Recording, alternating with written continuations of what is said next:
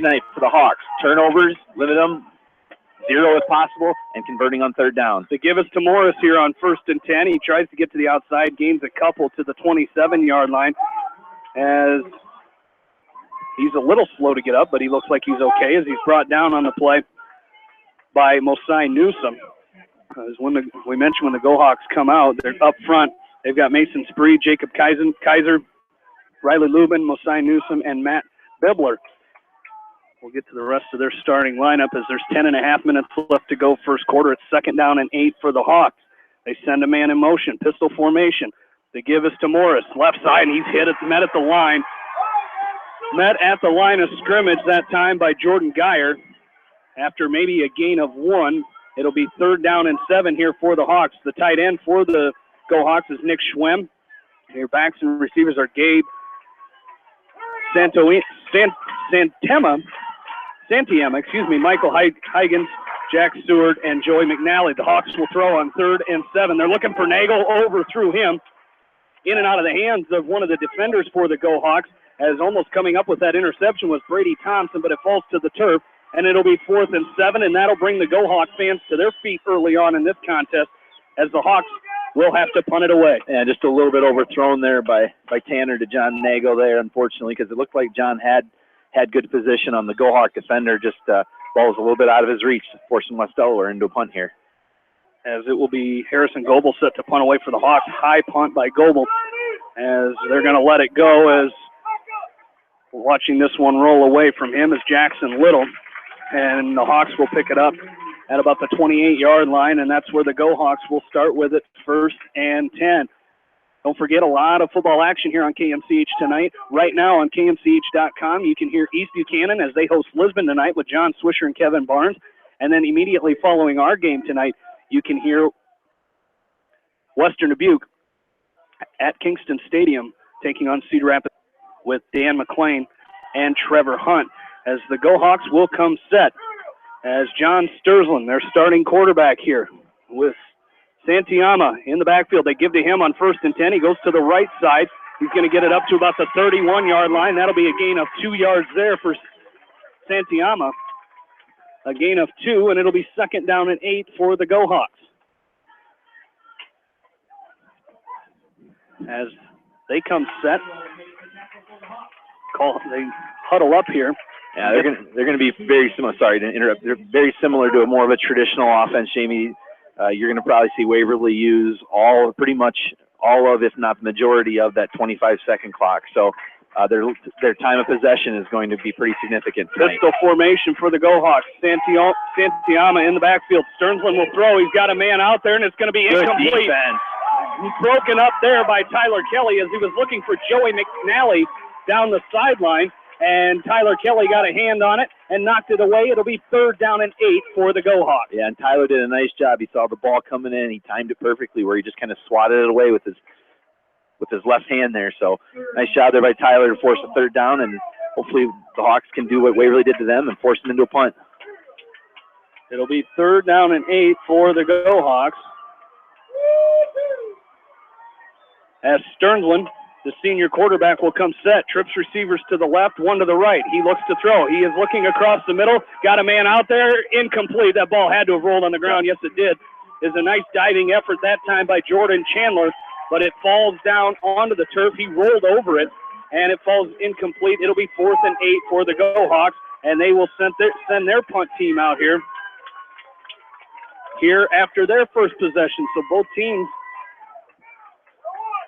coming up empty on their first possession. Well, that's pretty significant too, Jamie, because the Go-Hawks have scored 35 and 55 points in their last 2 games, so averaging 45 points over their last 2 games. So to get that 3 and out, huge. Drew Woodman on deep to receive this punt for the Hawks. Got to look out as that is a line drive, a missile heading at Colton Reed, but he misses him, and it's going to roll dead at about the 36-yard line, 37-yard line, and that's where the Hawks will take over, 1st and 10 for their second possession of the ball game. The Hawks will move very quickly, as they always do, as they come out in that pistol formation where Tanner Wessels lines up in shotgun formation, and a couple yards behind him is the running back. This time it's Grant Morris, as he's got a receiver split out each way. As he comes set, they're going to hand to Morris. Right side, he cuts back, gets up to the 39-yard line. That'll be a pickup of 2 there for Grant Morris. And early on here, that Waverly defense playing very good against the West Delaware run. Yeah, and you can tell right off the bat that the Hawks want to establish the run, get Grant Morris going here early, get him going, get him kind of flowing into the game a little bit. And so far, Waverly's done a nice job of kind of stopping him. 8:20 left to go first quarter. They fake the handoff to Morris. They give to Cook, and he's going to fight forward. He's going to get it to the 40-yard line. Just short of the 40. Then they're going to give him the 40-yard line before he's wrapped up, so he's going to gain 1 there. It'll be 3rd and 7 for the Hawks. Just can't get anything going on the ground early on here as this Go-Hawk defense is just swarming to the ball, and the Hawks will have to get going here as it's 3rd down and 7. First quarter, 7:55 left to go, and we're still scoreless. The Hawks will pass. Wessels rolls to his right. He's got a man. It's Cook right through his hands. It falls incomplete. Brady Thompson on the coverage for the Go-Hawks. And just like that, it's 4th down and 7 for the Hawks. And they will send the punt team out once again. And as we mentioned last week, John Nagel looking for some more receiving yards here tonight as he had 69 yards last week against Makokata, as he is now 7 yards away from passing Zach McCool for second place all-time receiving yards. As Goebel's kick is a high kick. It's going to be fair catch called for, and the ball's on the ground. Oh, they're going to say he ran into him. They're going to say the Hawks got to him first. As coming in was Hunter Zeezer, but they're going to say the Hawks ran into him before he had a chance to catch it. As the returner that time was Jackson Little. He fumbled it. Now they're going to have a conference about it. Maybe. We'll see what happens here. I didn't think that Zeezer got him, but we'll see what the officials say here. Picking it up. Are they going to wave it off? They are. The Hawks will take over after the muffed punt by Jackson Little. They said he did not run into him, and the Hawks will take over at the Go-Hawks 35-yard line. There's the break you needed. Postseason, Jamie, it's huge. It's penalties, turnovers, all those things you try to work on throughout the year. You're hoping to really kind of corral that, and so West Delaware is the benefactor of the first turnover of tonight and puts them in good field position on the Waverly-Shell Rock 35. As the Hawks will send Jordan Brees into the game now, they're going to come out with that extra back standing next to Tanner Wessels, as Morris is the deep back. 2 receivers, 1 each way for the Hawks. They're going to hand to Morris. He's going to follow Brees up the middle, now cuts to the right. He's going to bring it down to the 32-yard line. That'll be a gain of about 3 or 4 there. As it'll be 2nd down and 6 for the Hawks. As again, same formation. They got a receiver out each way, as it's Kelly and Cook.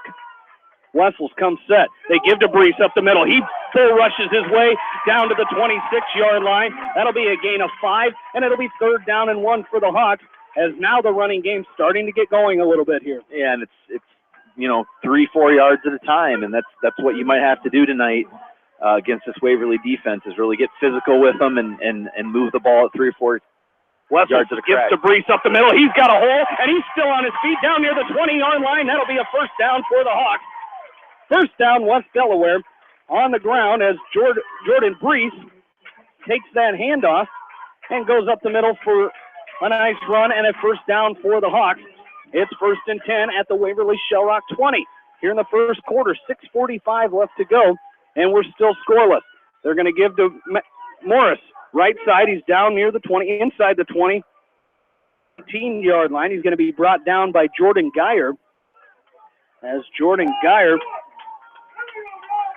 comes in here, 4th leading tackler for the Go-Hawks this season. He's got 26 total tackles on the season. As it'll be a gain of 1 yard there for the Hawks. It'll be 2nd down and 9. It's Wessels, pistol formation, gives to Morris, right side. He fights forward. Ball's starting to leak out a little bit, but he grabbed onto it. As coming up and making the stop for the Go-Hawks is Jacob Norton. And it'll be 3rd down as Morris gains a yard there. It'll be 3rd down and about 8 yards for the Hawks, as they're going to come right back to the line with 5:55 left to go. Wessels looks to pass, and intended receiver. That falls incomplete. It was intended for Tyler Kelly. Looked like there was some contact there on that far side. The officials did not see it. as it's incomplete. It'll be 4th down and 8 for the Hawks with 5:49 left to go. Kind of a crucial point in this game early on between the Hawks and the Go Hawks, as the Hawks will go for it here. 4th and 8. They fake the handoff. Wessel's now under pressure. He's going to throw it up in the air, and it's going to be knocked away. As it was almost intercepted, he just threw that one up to get rid of it, and it was going to be knocked away by Braden Holmquist, and the Hawks will turn over on downs here at the Waverly-Shell Rock 18-yard line. Just the defensive end for Waverly-Shell Rock, Jamie, just came in and collapsed in and caused Tanner not to be able to get his feet set there and get anything on the throw. So, but, you know, hopefully the Hawks can get a 3 and out here again and get some good field position and make up for that. There's 5:41 left to go in this first quarter, and we're still scoreless. This will be Waverly-Shell Rock's second drive of the game, as they're going to have to burn a timeout as a player late coming onto the field. So Waverly-Shell Rock takes a timeout. We'll take one with them. We're back after this from KMCH Sports. Sight and good vision is very easy to take for granted until it is taken away. Advanced Eye Care Associates of Eastern Iowa is here to help you. Advanced Eye Care Associates of Eastern Iowa is located at 105 East Butler Street in Manchester and at 1113 West 3rd Street in Vinton. Your vision is our primary focus. Delhi Lumber has products for every home and every budget. Delhi Lumber carries Midland doors, which are one of the best values around. You can see Midland doors today or call Delhi Lumber at 563-922-2404 for more information. Your Midland overhead door dealer, Delhi Lumber. Big town quality with small town service.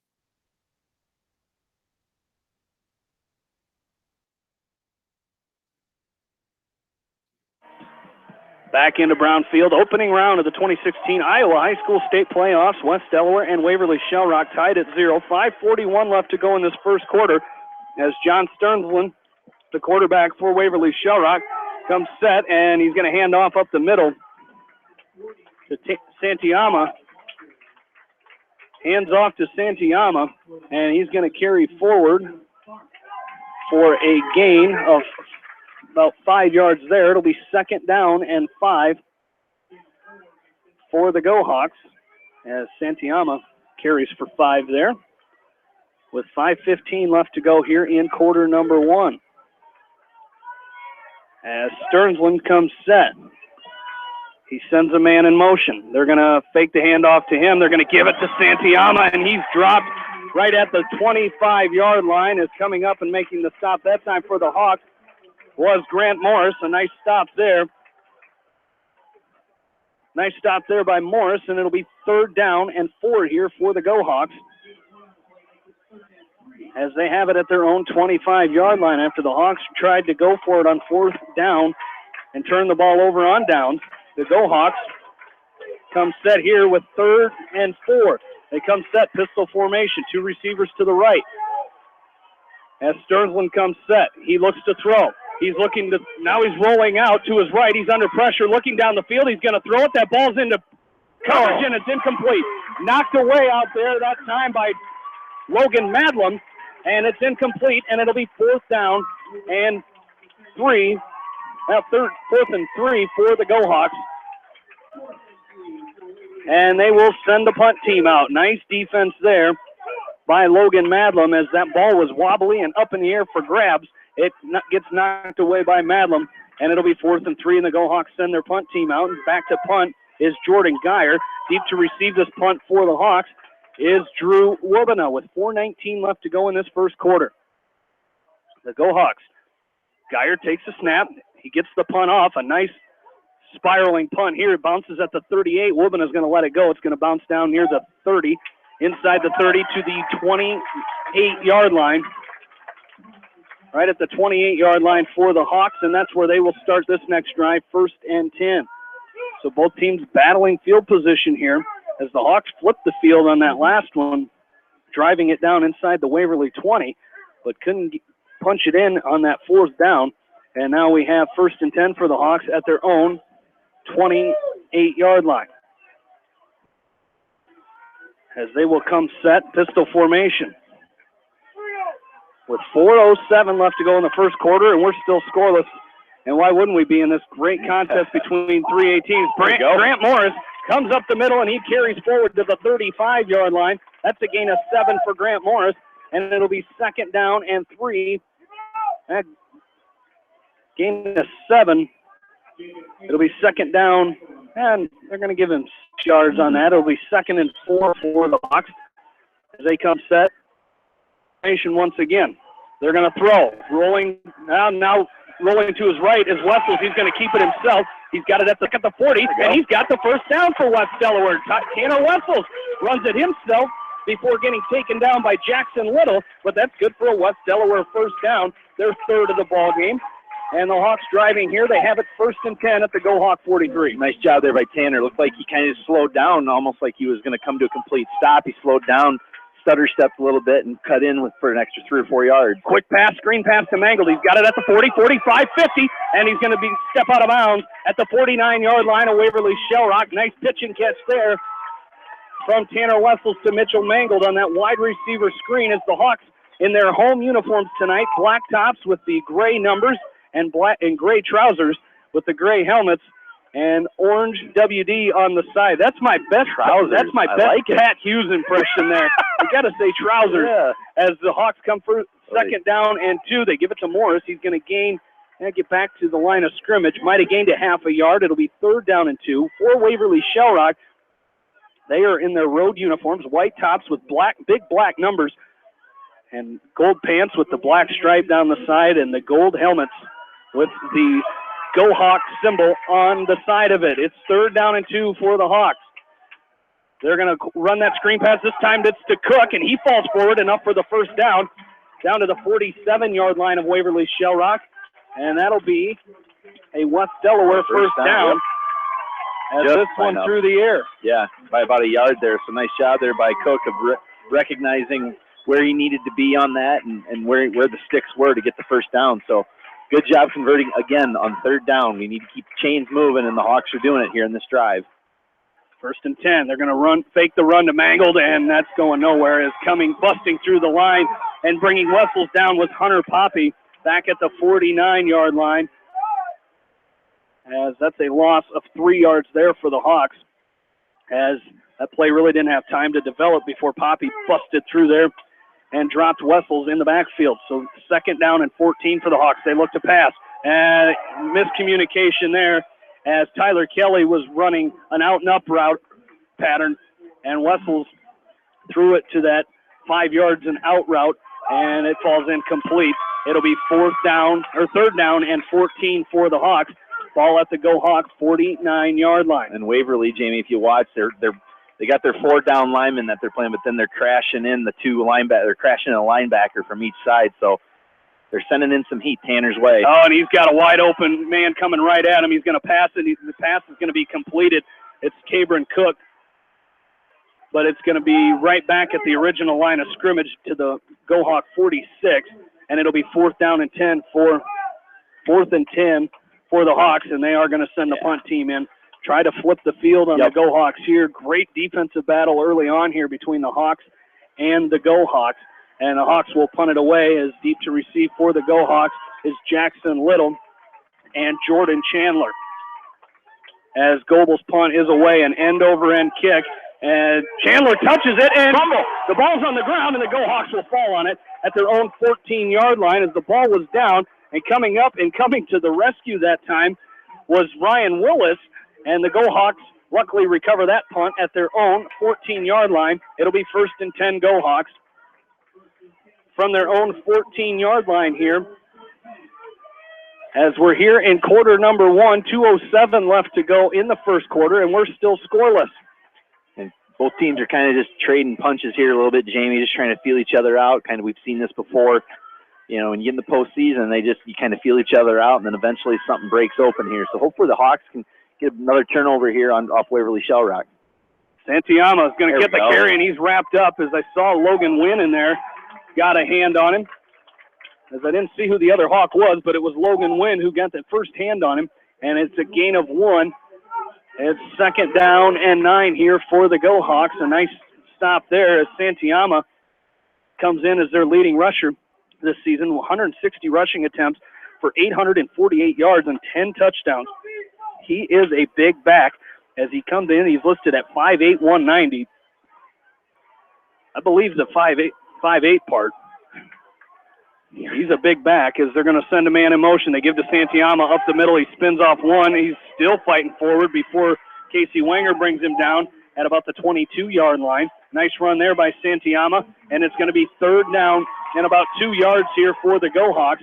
3rd and 2 with 1:10 remaining here in quarter number 1. These two teams still scoreless as the Go-Hawks still looking for their first down of this ball game. Here in the closing seconds of quarter number 1. Shotgun formation. They're going to send a man in motion. They're going to fake the handoff. Quick pass left side. It's going to be caught out there by Little. Tyler Kelly's going to drive him out of bounds at the 25-yard line. Excuse me, that was Joey McNally on the reception, but it is good for a Waverly-Shell Rock first down, their first of the ball game. This one is through the air, and it'll be 1st and 10 at their own 27-yard line. With 40 seconds remaining here in the first quarter. When's the last time we saw a West Delaware game scoreless after a quarter? You might have to go back a little ways to find that one. I don't know if there's been one this season, that's for sure. As the Go-Hawks come set, they send a man in motion. They fake the handoff to him. Stearnsland rolls to his right. He's going to pass to that man coming across the middle. That's Jack Stewart. He's down the sideline on that Waverly-Shell Rock side, down to the up to the 42-yard line of Waverly-Shell Rock, and just like that, another first down for the Go-Hawks, moving the ball through the air here as Seward went in motion, just kept on that route, went into the flat and caught that one, and up the sideline and to the 42-yard line. It's 1st and 10 Go-Hawks. Well, just like when Tanner's behind center there, Jamie, that defensive line and linebacking core for Waverly is really good, and they're going to flush him out. So Waverly's trying to do the same thing, trying to roll their quarterback out and get him so he's not under pressure constantly. Sternland comes set. They give to Santiama up the middle. He full rushes forward, across the 45 to the 47-yard line.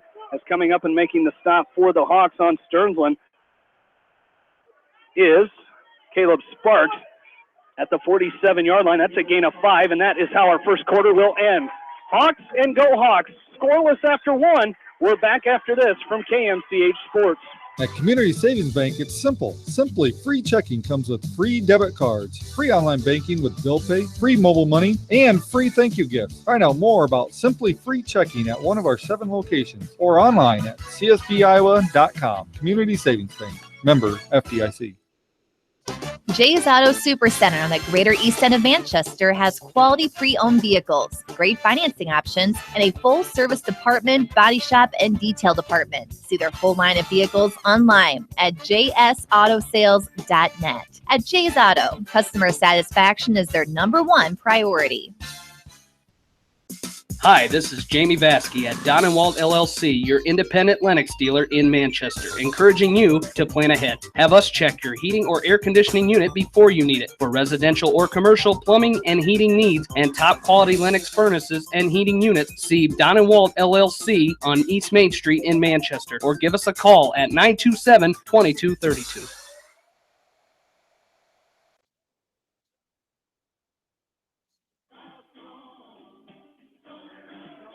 Back into Brown Field, Jamie Vasky, Aaron Pleen, Bill Logan back along with you here. Round 1 of the 2016 high school football playoffs.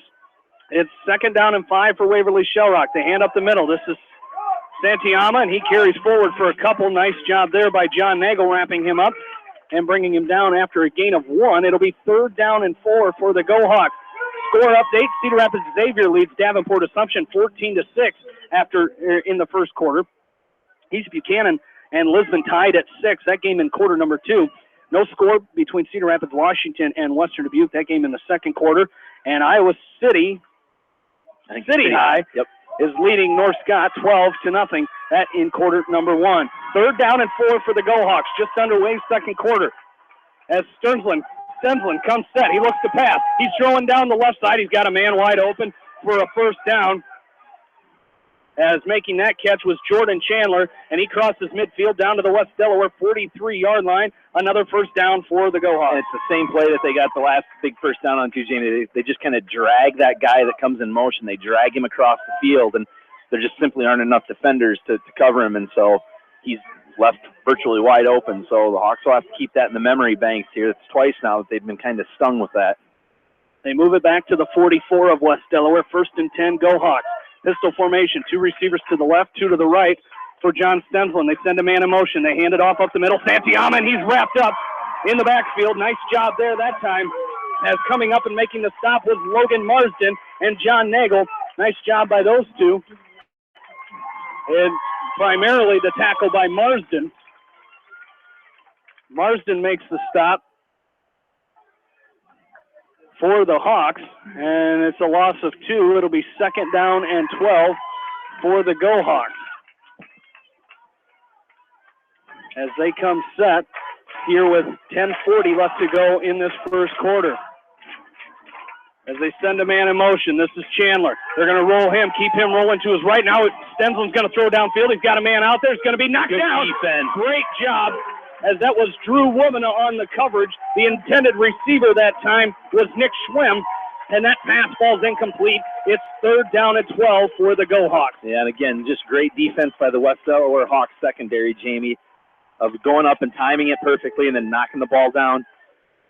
You can just tell that this secondary has done a great job all year, and tonight they came to play.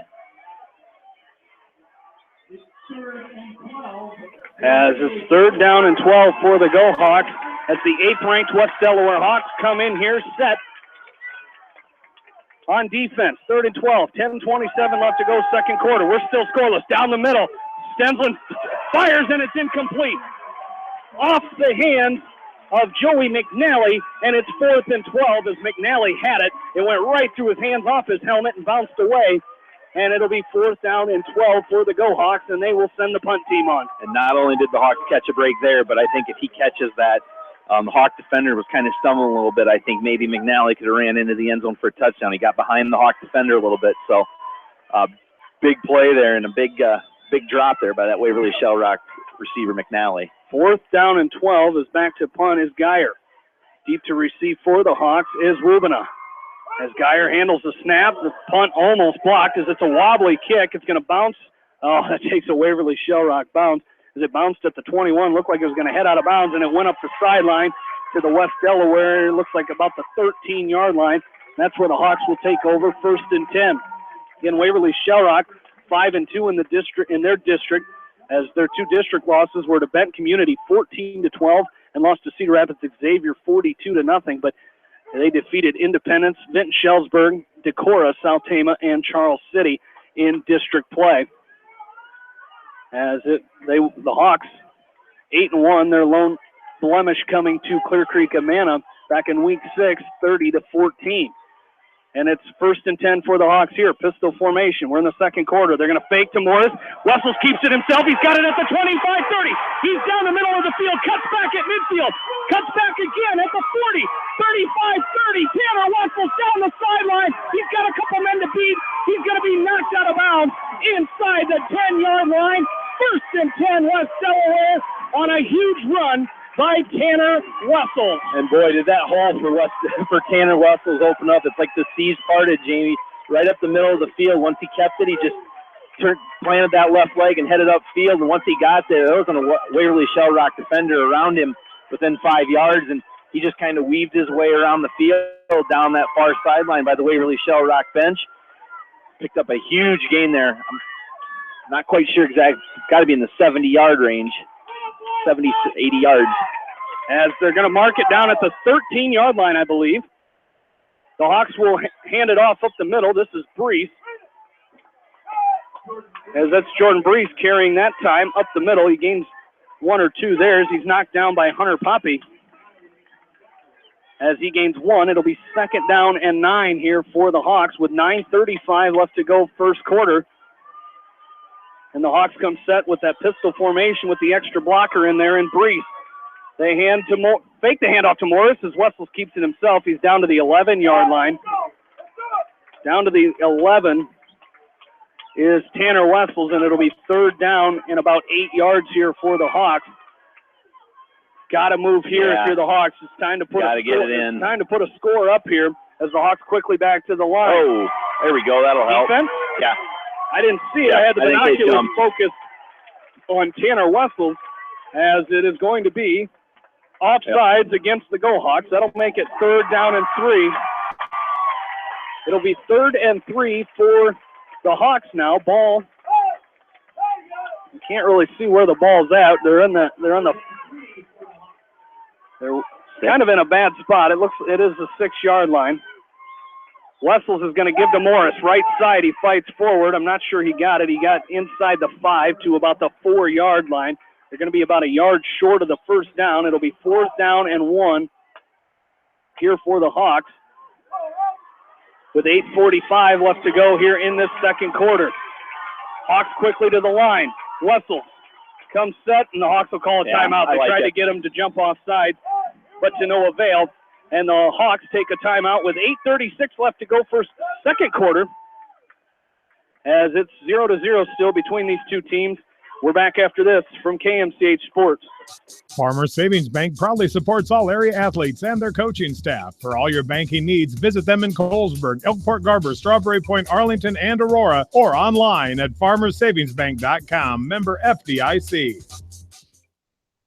Viafield is your headquarters for all your seed, chemical, and fertilizer needs. They have professional service and quality products needed to bring the best crop to market. Viafield, providing growth opportunity for 18 locations across northern Iowa and southern Minnesota.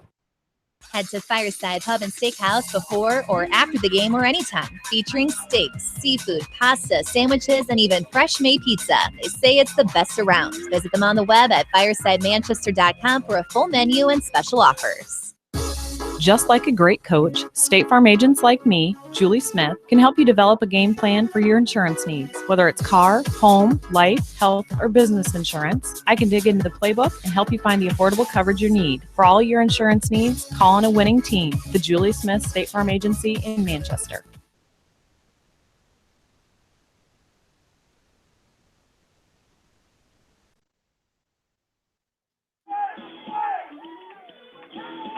Tanner Wessels carries for the Hawks, and we'll see if he gets the first down. It's hard to see from our perspective here, and it is a first down for West Delaware. So Tanner Wessels keeps it himself and picks up the first down, the 6th of the ball game for the Hawks, as they look to punch it in here. It's 1st and goal. They're going to run behind Wessels once again. He spins forward. He gets a second push, and he's in for the touchdown.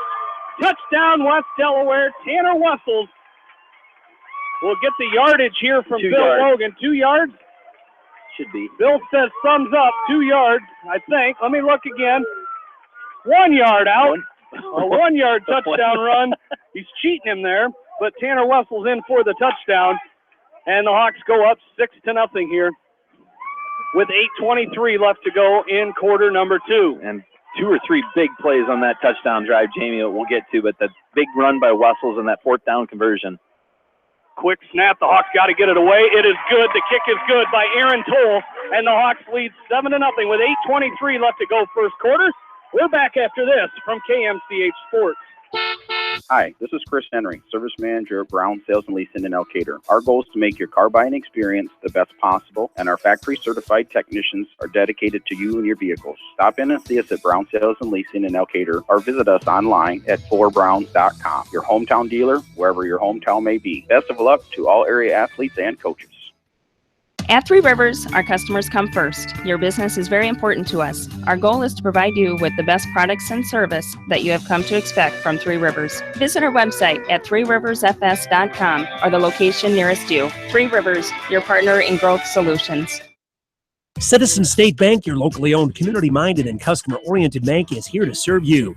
Choose one of their 7 convenient locations in Winthrop, Monticello, Manchester, Ryan, Strawberry Point, Hopkinton, and New Vienna. Citizen State Bank, community banking with people you know, member FDIC.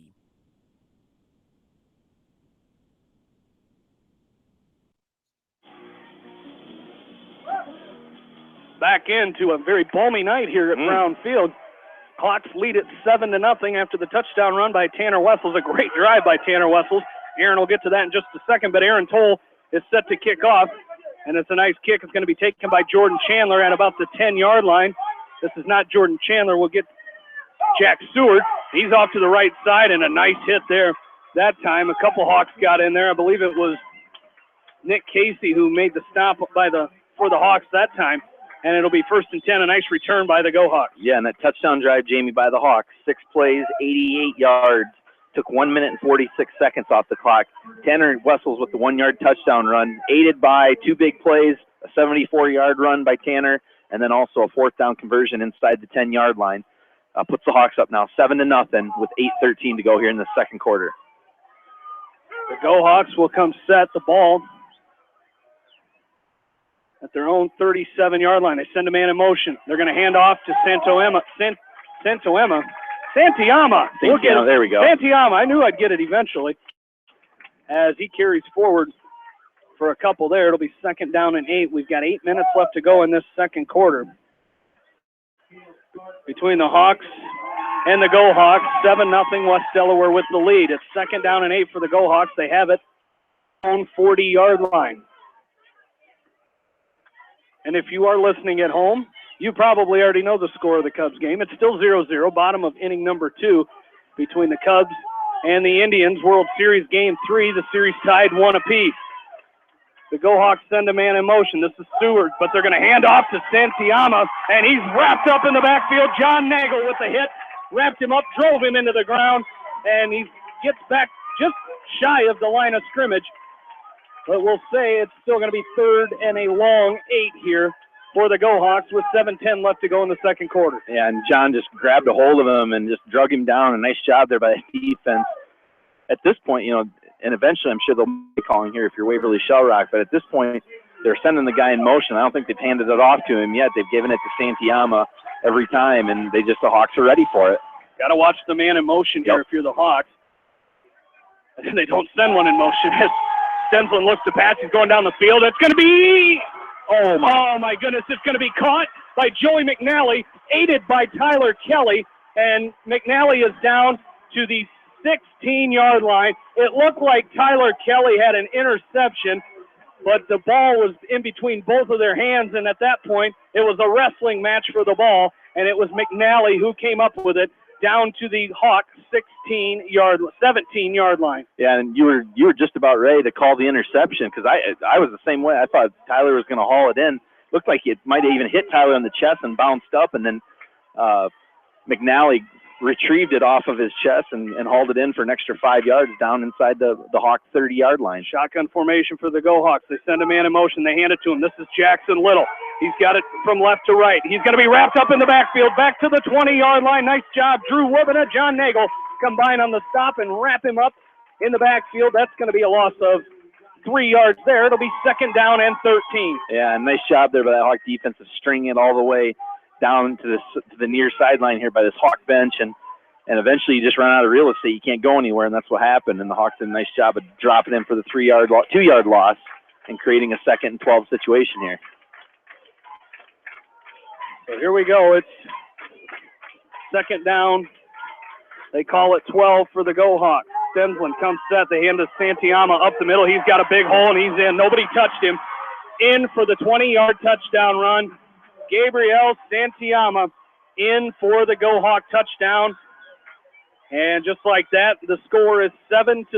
The Go Hawks are on the board, courtesy of the 16-yard touchdown run by Gabriel Santiama. After a drive that had a near interception by Tyler Kelly and some hand fighting to come down with that ball, capped off by the Santiama touchdown. Now the Go Hawks look for the extra point. As the kick is up, did it go left? No, it did not. It caught inside the uprights, and this game is tied. 7-7, 5:37 left to go second quarter. Take a break and come back. You're listening to West Delaware football on Mix 94.7 KMCH. This is Jamie Vaskey, the voice of the West Delaware Hawks, and I've had the chance to review the Good Neighbor Society's playbook, and I got to tell you, they are friends in your neighborhood, designing plays to get you home fast. If you need help getting back in the game, contact the Good Neighbor Society Rehab to Home team at 563-927-3907. The Edgewood Reminder is proud to support all the area teams in athletic action and appreciates their efforts in the classroom and during sports. Check out all the sports photos in each week's issue of the Edgewood Reminder. The victory is yours at Victory Ford. Hey, this is James Halverson, Service Manager at Victory Ford in Dyersville. Our service and parts team at Victory Ford is dedicated to keeping your car in tip-top shape. And our sales department makes buying a car easy and hassle-free. Stop out to Victory Ford in Dyersville or online at victoryfordonline.com. Good luck, athletes and coaches.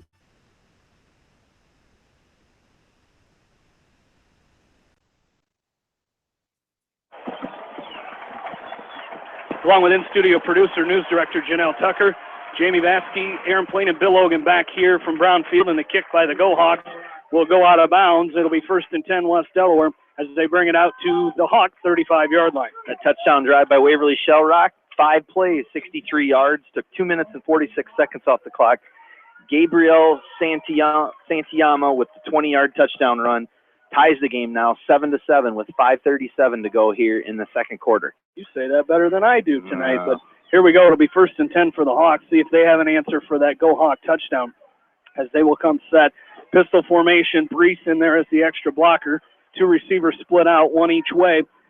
As Wessels takes the snap, he fakes the handoff to Morris. He keeps it himself. Nice little run there by Wessels as he brings it out to the 39-yard line. It'll be a gain of 3 yards there for Wessels, and it'll be 2nd down and 7 for the Hawks. As it's kind of right on that edge between the 38 and the 39-yard line. As the Hawks will run option, Wessels keeps it himself, and he's wrapped up in the backfield. Coming up and wrapping him up around the legs was Hunter Poppy. And back at the 37-yard line. And that's a loss on the play. It'll be 3rd down and 8 for the Hawks. So the Hawks, unfortunately, not moving the ball that time, but they'll come set. Wessels to throw. He rolls to his left. Now he steps up, looks to run. Now he's going to throw again. He's got a man wide open. It's Tyler Kelly, and it's through the hands. It was a low throw. It would have taken a good catch by Kelly, as right there on the coverage was Braden Holmquist, but it falls incomplete, and it'll be 4th down and 8 for the Hawks. Well, and I was watching Tanner navigate through. He was getting some pretty good heat coming at him that way, and he did everything he could to get as much on that throw as he possibly had, and it was a good throw. It was only where Tyler was going to be able to get it. So, unfortunately, it wasn't coming. As Goebel to punt. His punt is away, end over end. It's heading towards the out of bounds. It's going to take a nice West Delaware bounce before it does. Near the 10-yard line. It might be the 11 or the 12. As it's going to be the 11-yard line.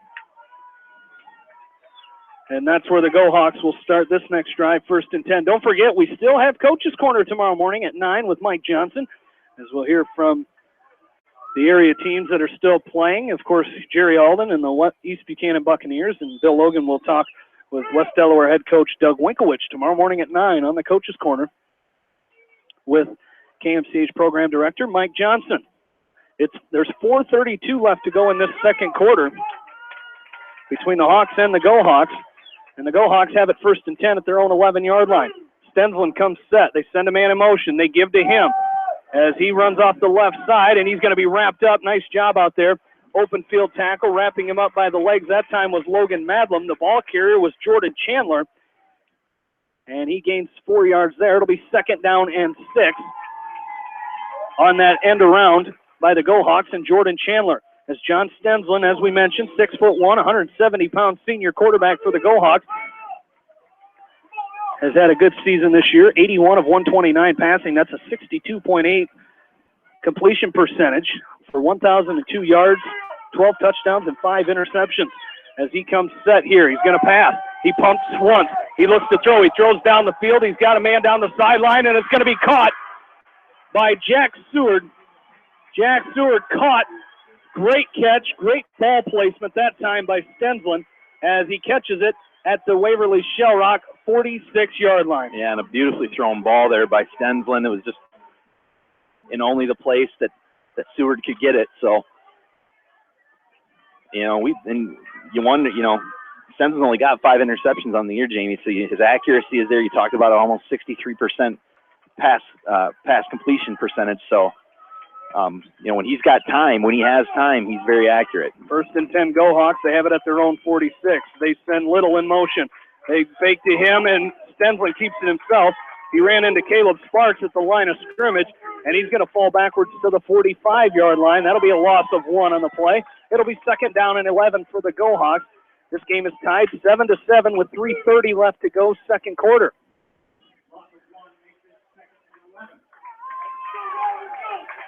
As the Go Hawks, again, like Aaron mentioned, they huddle up. They take their time getting to the line of scrimmage.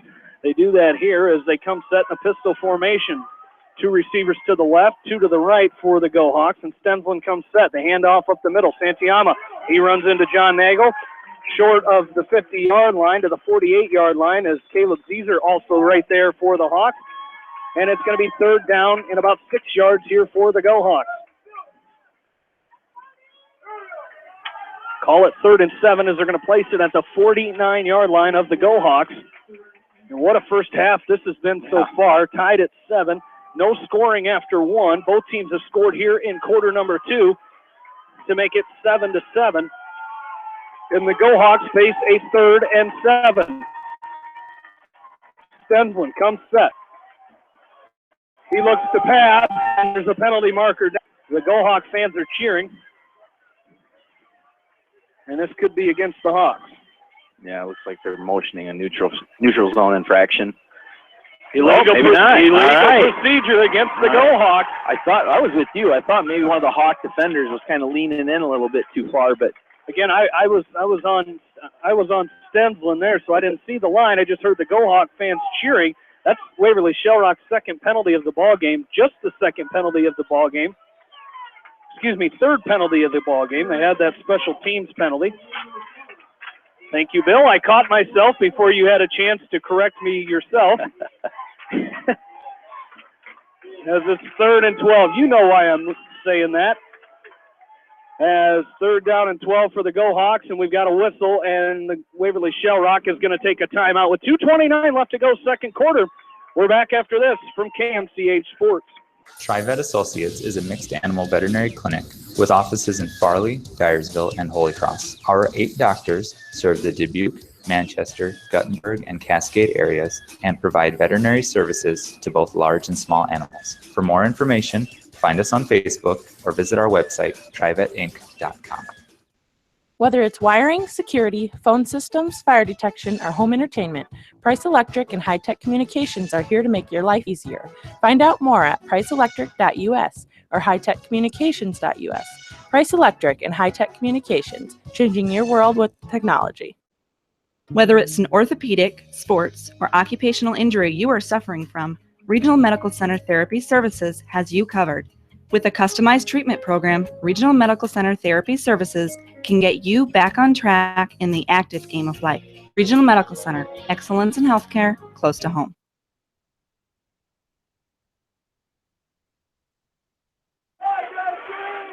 We're back in. Waverly-Shell Rock just out of a timeout. They face a 3rd down and 12 with 2:29 left to go here in quarter number 2. This ball game is tied 7-7 here in the second quarter. In the opening round, what a great opening round it's been so far, as here we are. 3rd down and 12 for the Go Hawks. Stensland, the senior quarterback, comes set. He looks to throw. He throws to Santiama down the sideline, and he catches it, and he's going to run over Logan Madlam on that Go Hawks sideline, a yard better than the first down that he needed. And it is 1st and 10 Waverly-Shell Rock as the ball is at the West Delaware 43-yard line. Yeah, and Santiama had a full head of steam there, and with about 1 or 2 yards to go, and so he just plowed forward for that extra 2 or 3 yards. But coming out of that backfield, feels like whether it's a guy in motion that they drag across or one of the running backs out of the backfield, that seems to be where the Waverly is doing their damage through the air. So Waverly-Shell Rock has 7 first downs in this ball game. 6 of them have come through the air here tonight. As the Hawks, or they have a 1st and 10. They hand off Santiama up the middle, kind of a read option there as he brings it down to the 40-yard line before he's wrapped up out there by Harrison Goebel. As Goebel brings him down. And it's a gain of 3 yards there. It'll be 2nd down and 7 for Waverly-Shell Rock. Ball at the West Delaware 40-yard line. As the Hawks defensively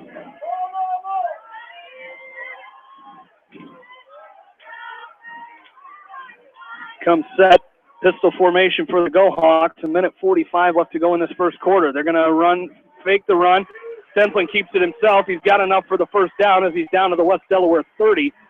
So Stensland with the first down there on a keeper. That was that read option. He read that play nicely as he faked the handoff to Santiama, kept it himself, and falls forward for the first down. It's 1st and 10 Go Hawks at the West Delaware 30-yard line with a minute 30 left to go second quarter in a tie ball game, 7-7. Stensland, shotgun pistol formation. They hand off to Santiama up the middle. He's going to be wrapped up by a host of Hawks, but the first one to get there for West Delaware was Harrison Goebel as he wraps him up after a gain of 2. It'll be 2nd down and 8, ball at the 28 of West Delaware. 2 receivers to the right, 2 to the left for Stensland. The Go Hawks hurry up now. They hand off to Santiama up the middle. He's down. His knee was down as John Nagel wrapped him up. Grant Morris had to finish him off there as he just kind of stumbled off the hit of John Nagel. But Morris finishes him off after a gain of 1, maybe 1. And the Go Hawks take a timeout with 44 seconds left to go here in quarter number 2. Congratulations to a couple area teams on advancing to regional volleyball finals. As, of course, the games you heard here on KMCH. Tuesday night it was West Delaware defeating North Fayette Valley 3-0 to reach their 15th straight regional final. It's pretty impressive. 15 straight awesome. Regional finals for the West Delaware volleyball team as they will take on Osage Monday night in West Union, a 7 o'clock first serve. And you can hear that game right here on KMCH with John Swisher and Joan Salo. And, of course, last night, a game you heard right here on KMCH, the Starmont Stars, winners in 3 over Edco last night, 3-0. So the Stars making their 2nd ever regional final as they will take on,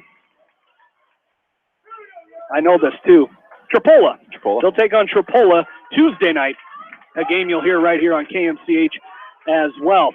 3rd down and 8 for the Go Hawks. 44 seconds left to go here in quarter number 2 in a tie ball game, 7-7. I have a feeling our booth is going to get crowded at halftime. As here we go. 3rd and 8 for the Go Hawks. Stensland comes set. He looks to pass. He throws down the middle, and it's going to be That's a great play there as Tyler Kelly and Logan Wynn combine on the coverage there as they were looking for Joey McNally across the middle. McNally's slow to get up as he took a shot after that ball bounced off of him, and it'll be 4th down and 8 here for the Go Hawks. Yeah, it looked like McNally kind of got sandwiched there in between 2 Hawks defenders. So that's it's a dangerous pass because that very easily could have been picked off.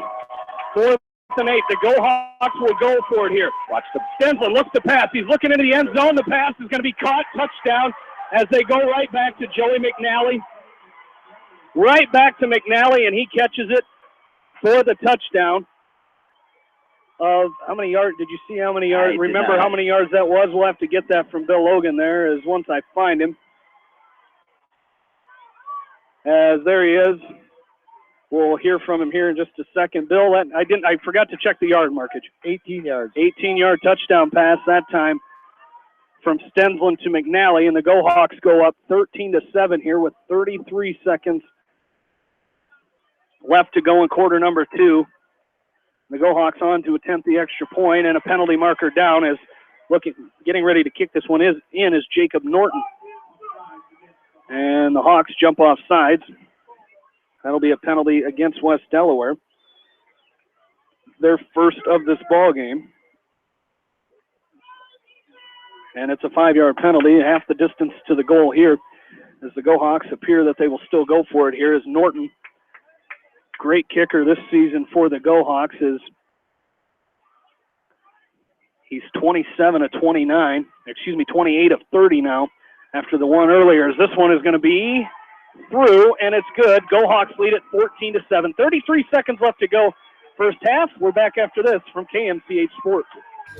At Telke Motors, we believe in a gentler, simpler way of doing business. Check out our large selection of new and pre-owned vehicles, as well as the great incentives at TelkeMotors.com. If you're looking for a new, pre-owned vehicle or service on your current vehicle, come to Telke Motors, Chrysler, Jeep, Dodge, and Ram on 9th Street in Dyersville. Leonard Muller Funeral Home and Crematory wishes all the best to the athletes and appreciates their hard work and scholastic efforts throughout the year. For personal, caring service, Leonard Muller Funeral Home and Crematory in Manchester, Edgewood, and Strawberry Point.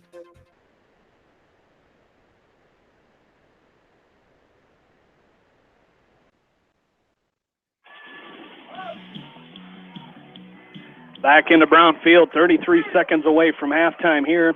Hawks trail the Go Hawks 14-7. As deep to receive this kick for the Hawks is Cabron Cook and Colton Reed. After the touchdown pass from John Stensland to Joey McNally, 18 yards on the touchdown. The Go Hawks go up 14-7 here as we're just about to halftime here. Coming up at halftime, we'll go through our Hawks in the NCAA segment. We'll also have a special guest coming up here at halftime. I think Brent Lammers is going to come up and join us here. Former West Delaware Hawk, 2015 graduate. As this kick is going to be picked up by Reed at his own 17-yard line. He cuts back at the 30, and he's still going up to the 33-yard line. And that's where the Hawks will start with it, 1st and 10. And that touchdown drive by Waverly-Shell, Jamie. 11 plays, 89 yards, took 3 minutes and 59 seconds off the clock. John Stensland to Joey McNally, with the 18-yard touchdown pass. Puts Waverly-Shell up now 14-7 with 27 seconds to go here in the second quarter. The Hawks come set here, 1st and 10. They're going to pass. They got Nagel in the flat. He's got it at the 30. He's at the 40, across the 45 to the 46-yard line. And let's see what the Hawks do here is they're going to hurry. 22 seconds left. And I think we have 2 timeouts left, too. They have 2 timeouts remaining. 1st and 10 for the Hawks. A first down there through the air. The Hawks 7th of the ball game. Hawks hurry up. Wessels to throw on 1st and 10. Now he's going to tuck it, and he's going to run it himself. He's got it at midfield. There's a penalty marker down in the vicinity of holding. And I believe that is what the call is going to be. As we'll get the call from our official here. The Hawks backing up already, so it is holding against West Delaware. Their second penalty of this first half. As the penalty will take the Hawks all the way back to, he's still walking, the 36-yard line, and that's where the Hawks will have it 1st and long here. 1st and about 20 yards here for the Hawks. Trips receivers to the left for West Delaware. As Wessels comes set, he's going to pass. Steps up, and he's going to throw downfield. He's got Cabron Cook down the middle, and it's dropped. In and out of the hands of Cabron Cook. As Cook drops it, 8 seconds left to go, second quarter. Nice effort there by Cabron, but it's just out of his reach. And it falls incomplete. It'll be 2nd down and 20 for the Hawks. Well, what I liked about that throw by Tanner is it was more on a line than it was an arcing throw. He threw it on a line. He had Cabron open, and Cabron had a couple steps. The Hawks are going to fake the handoff read option. Wessels keeps it himself. He gets to the 35, but that's the line of scrimmage, and that's how our first half will end. Waverly-Shell leading in here 14-7 here in the opening round of the 2016 Iowa High School football playoffs. We'll come back. We'll talk with Brent Lammers. We'll talk about the Hawks in the NCAAs, and we'll get Bill Logan's halftime stats in just a little bit. So stay with us. We'll be back. Go Hawks lead the Hawks 14-7. You're listening to it on Eastern Iowa Sports Station, Mix 94.7 KNCH. For more than 80 years, GMB has lived its mission to help customers achieve their financial dreams. Supporting the communities where you live, work, and play is important to us because that's where we live too. It's where we provide great service, sound advice, and solutions to meet your financial needs. GMB Bank, member FDIC. For all your general contracting needs, turn to the professionals at Lucky Building Service in Manchester. For commercial, remodeling, and building, and new home construction, call the experts, Lucky Building Service in Manchester, 563-927-5677. Credit union, we know debt happens. A debt checkup from Dupaco ensures it's not costing you more than it should. With historic low interest rates, now is the time to bring your loans to Dupaco. Contact us at 563-927-6187 or visit dupaco.com. When the unexpected happens, call Krager Body Shop in Dyersville. They specialize in major and minor collision repair and frame straightening. For all of your auto body work, see Krager Body Shop in Dyersville. The Manchester Press is your community newspaper. Check out the sports section for game stats and photos of area players and game highlights. The Manchester Press, serving the area for over 130 years. Great food and great fun with friends. That's what's waiting for you at Beaver's Lounge in Manchester. Check out their Thursday night bucket of wings special and Friday night fish special. Beaver's also has a different lunch special every Monday through Friday. Beaver's Lounge on the corner of Main and Madison in downtown Manchester. Leave it to Beaver's to show you a good time. Newhouse Construction and Concrete is proud to support all our area athletes. Give Phil a call at 927-5178 for your commercial, ag, or residential projects, or visit newhouseconstruction.com. Newhouse Construction and Concrete turns design into reality. As well as banking, numbers mean everything. Making sure you have experienced athletes and bench strength are a critical combination for a winning team. The same goes for our F&M team. With an average longevity of 15 years and 28 members strong, F&M is consistently showing strength in numbers. F&M Bank, the right choice, member FDIC. Going above and beyond is a standard of care at Above and Beyond Home Health and Hospice Care. Their compassionate staff care deeply about the comfort of their patients. A nurse is available 24 hours a day, 7 days a week. Above and Beyond Healthcare, the more they care, the more beautiful life becomes. Proudly serving Jones, Jackson, Johnson, Lynn, Clayton, and Delaware counties. At Georgian Auto in Manchester, their approach to auto repairs is simple. Fix it right and get you back on the road. From tires to transmissions, they fix it all. Georgian Auto in Manchester, where complete automotive service and repair is their complete focus. You may not wear glasses or contacts, but how do you know if you're seeing your best or if your eyes are healthy? Why not be proactive and get your eyes examined? Dr. Daniel E. Mersch and his professional staff at Manchester Family Vision can help. Call 563-927-3682 to schedule an appointment. Manchester Family Vision Center wishes all the local sports teams best of luck this season. Manchester Family Vision Center on West Main, where clear vision begins with healthy eyes. Why make 10 calls when you can make one call to Steve Morman Insurance in Manchester and get the best quote from 10 different companies on your auto, home, and farm insurance? You can depend on Steve Morman Insurance for fast, friendly service and quality coverage. Call Kathy or Rachel at your agency of choice in Manchester today, 927-2263. Bob Stephen Motors in Manchester proudly supports all area athletes. Bob Stephen Motors is your locally owned and operated GM dealer in Manchester. Visit them on the web at bobstephenmotors.com. Since 1995, Edgewood Feed Mill Construction has provided customers with a quality, pre-engineered building package for their swine facility needs. Edgewood Feed Mill Construction is a general contractor and will assist you with the construction of your livestock facility, start to finish. For more information on Edgewood Feed Mill Construction, contact Steve Harris at 563-920-7835. This is Fred Smock from Dunlap Motors and Independence with Chevy, Buick, and certified pre-owned Chevy, Buick, and GMC, and nearly 300 new and used cars and trucks in stock. We have big town inventory with small town service. Go to DunlapMotorsIndy.com.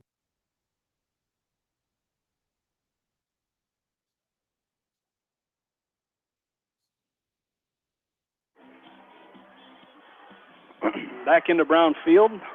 Waverly-Shell leading West Delaware at the half, 14-7. After a couple touchdowns, one by Gabriel Santayama and another touchdown reception by Joey McNally. Some other scores to update you from around the area and some games of importance as far as the next round is concerned. As East Buchanan leading Lisbon at the half, 12-6. That's a game you can hear right now on KNCH.com. They are at halftime. As our other area team, a game you can hear after our game here, Western Dubuque and Cedar Rapids, Washington, also tied 7-7 at the half. So good start for our area teams there. That's fourth-ranked Cedar Rapids, Washington in Class 4A, 7-7 at the half with Western Dubuque. Cedar Rapids Xavier is leading Davenport Assumption. That game in the second quarter, 42-6, the score of that one. St. Ansgar leads Wapsie Valley 13-3. That game in the second quarter, that'll be, if East Buchanan wins, that's the winner of their next opponent. And for Western Dubuque, if they win, the game they would play next is Iowa City High and North Scott. Currently in the second quarter, Iowa City High leads North Scott 18-7. Take a look at our Hawks in the NCAAs and our games coming up for tomorrow. As used to saying Saturday, but it is tomorrow, actually. The playoffs back on a Friday night. As tomorrow, the Iowa Hawkeyes on a bye week as their last game was against Wisconsin at home. 17-9, they lost that game as the Hawkeyes fall to 5-3 and 3-2 in the Big Ten. They will travel to Happy Valley next week in Pennsylvania to take on Penn State. That's a 6:30 kickoff next Saturday. That is on the Big Ten Network.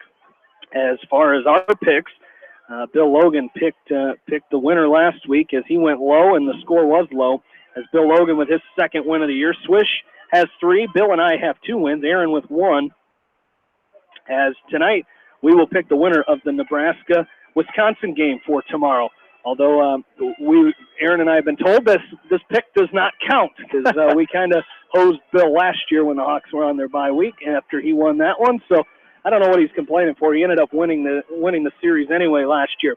Iowa State will host Kansas State tomorrow, an 11 o'clock kickoff inside Jack Trice Stadium. It's homecoming for the Iowa State Cyclones as they were off last week.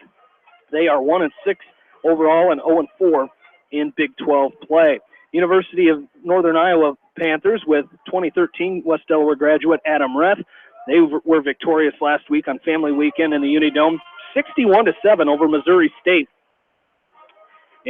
in Cedar Falls. They're now 3-4, and they will host North Dakota State tomorrow in Cedar Falls at the Unidome. 6 o'clock start. It is a blackout, so wear black if you're going to head over and support the Panthers tomorrow. They're 3-4 on the season.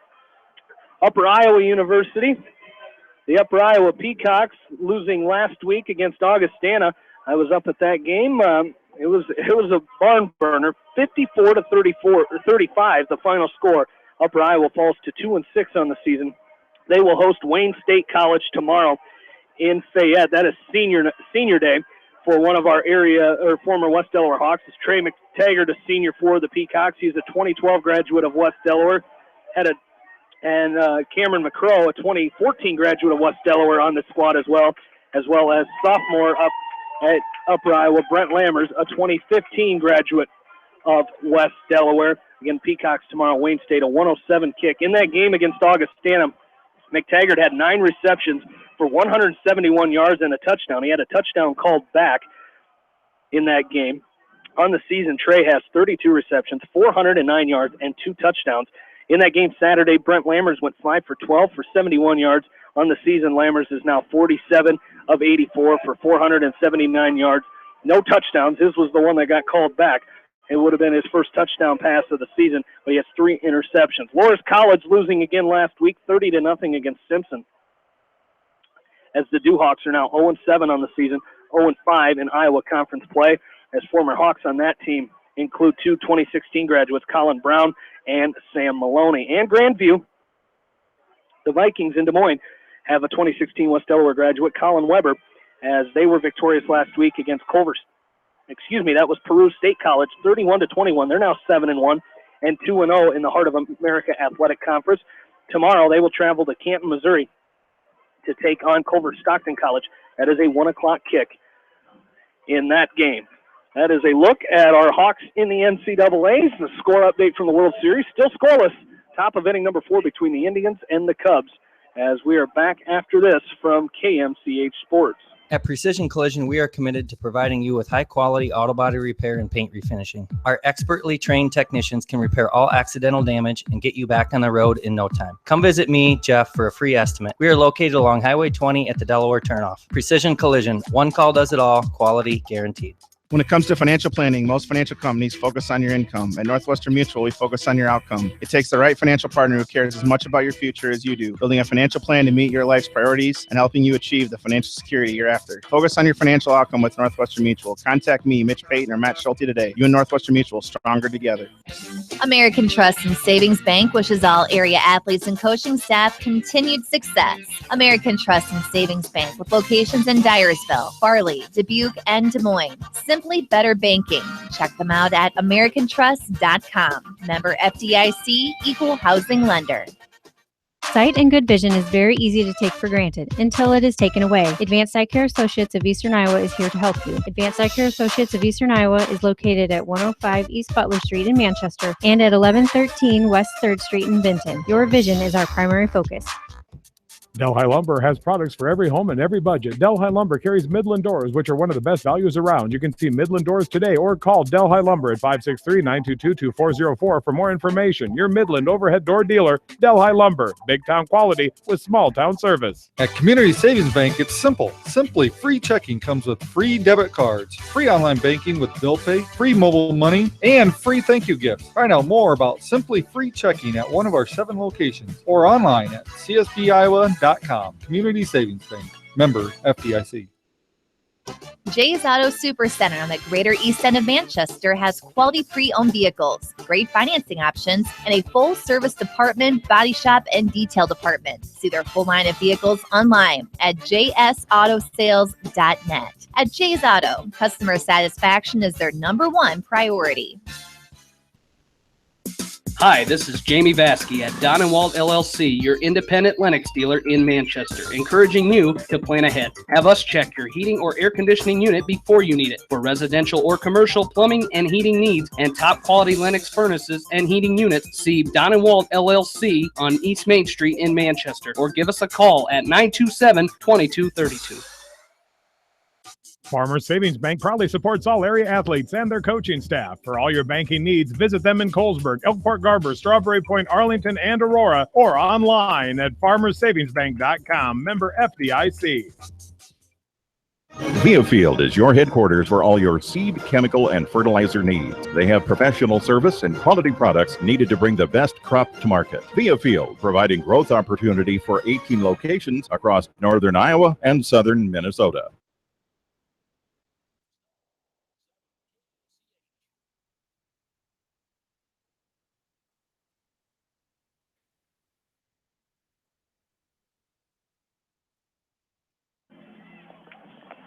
And back into Brownfield. We're here at halftime. Waverly-Shell leading 14-7. Jamie Vaskey, Aaron Pleen, and Bill Logan back along with you. It's halftime, Aaron. A very good first half. A scoreless first quarter between the Hawks and the Go Hawks. West Delaware came out and scored right away in the second quarter, and then the Go Hawks answered for 14 straight.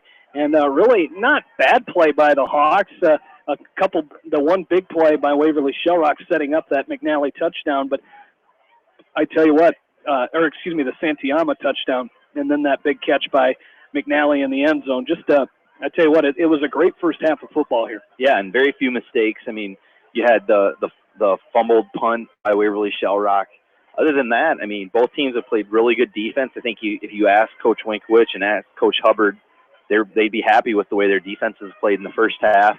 Offensively, as West Delaware fans, we're used to seeing the Hawks kind of roll down the field a little bit more and put up a few more yards of offense, and I'm sure Bill will allude to that when he comes out with his halftime stats. So, and then made some adjustments, which I'm sure they did, and then come out here in the second half and kind of get the thing going again. But you're right, Jamie, this was a very good, very well-played first half, and unfortunately, the Hawks are behind, but that's why they played 4 quarters. We're only halfway through, so hopefully the Hawks can get it done. Well, buddy boy, Bill Logan down on the sideline. I tell you what, a couple big plays by the Go Hawks have them with a lead here, 14-7. And as Aaron and I were just saying, the Hawks didn't really play bad in the first half. The only thing I'd like to see is maybe a little pick up the intensity a little bit. But a 14-7 halftime score, it was a great first half. Well, it is. They're in a fight. They're in a dog fight. They got to learn how to punch back here a little bit, and that's what they're going to have to do here in the second half. Is probably the one glaring stat that sticks out on my sheet here. For Waverly, first half, 19 rushes for 62 yards, 7 out of 13 passing for 134, and of those 7 completions, all 7 of them went for a first down. And a lot of them were on third down situations. So. The Hawks have got to be able to defend that pass maybe just a little bit better. That's too many passing first downs there. But give Waverly credit. They did what they needed to do, and had a nice job in the first half. 196 yards of offense for the Hawks. 24 carries for 121. 74 of those on the one by Wessels. 5 out of 12 passing for 36 yards. So only 157 passing or total here for the Hawks in the first half. So Waverly's done a tremendous job of doing to us a little bit about what we saw in week 6. They've stacked up the middle. It's hard for the Hawks to run up the middle, so hopefully they've made some great adjustments here at halftime and we'll see here in the third quarter what happens. All right, buddy boys, stay safe down there. You betcha. Bill Logan down on the sideline. Tonight and every night we have West Delaware football on the air, and the Hawks coming out of the halftime locker room, warming up. The Go Hawks are warmed up. We've got a couple minutes before the start of the second half. Again, still scoreless in the World Series game. We're in the top of inning number 4 between the Cubs and the Indians. We'll take a break and come back for the start of the second half right after this from KMCH Sports. Head to Fireside Pub and Steakhouse before or after the game or anytime, featuring steaks, seafood, pasta, sandwiches, and even fresh-made pizza. They say it's the best around. Visit them on the web at firesidemanchester.com for a full menu and special offers. Just like a great coach, State Farm agents like me, Julie Smith, can help you develop a game plan for your insurance needs. Whether it's car, home, life, health, or business insurance, I can dig into the playbook and help you find the affordable coverage you need. For all your insurance needs, call on a winning team. The Julie Smith State Farm Agency in Manchester. Hi, this is Chris Henry, Service Manager of Brown Sales and Leasing in Elkader. Our goal is to make your car buying experience the best possible, and our factory-certified technicians are dedicated to you and your vehicles. Stop in and see us at Brown Sales and Leasing in Elkader, or visit us online at forbrowns.com. Your hometown dealer, wherever your hometown may be. Best of luck to all area athletes and coaches. At Three Rivers, our customers come first. Your business is very important to us. Our goal is to provide you with the best products and service that you have come to expect from Three Rivers. Visit our website at threeriversfs.com or the location nearest you. Three Rivers, your partner in growth solutions.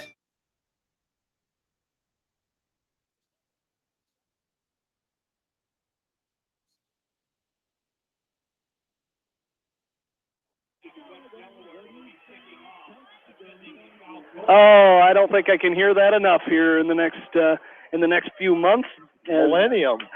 I'm sure you're going to hear that when you're my age. Joe, I hope so. Bill Logan's great rendition of Go Cubs Go as the Cubs are heading to the bottom of the fourth inning, 0-0 with the Indians. And we're set for football. Waverly-Shell will receive the second half opening kickoff here as the Go Hawks are up 14-7.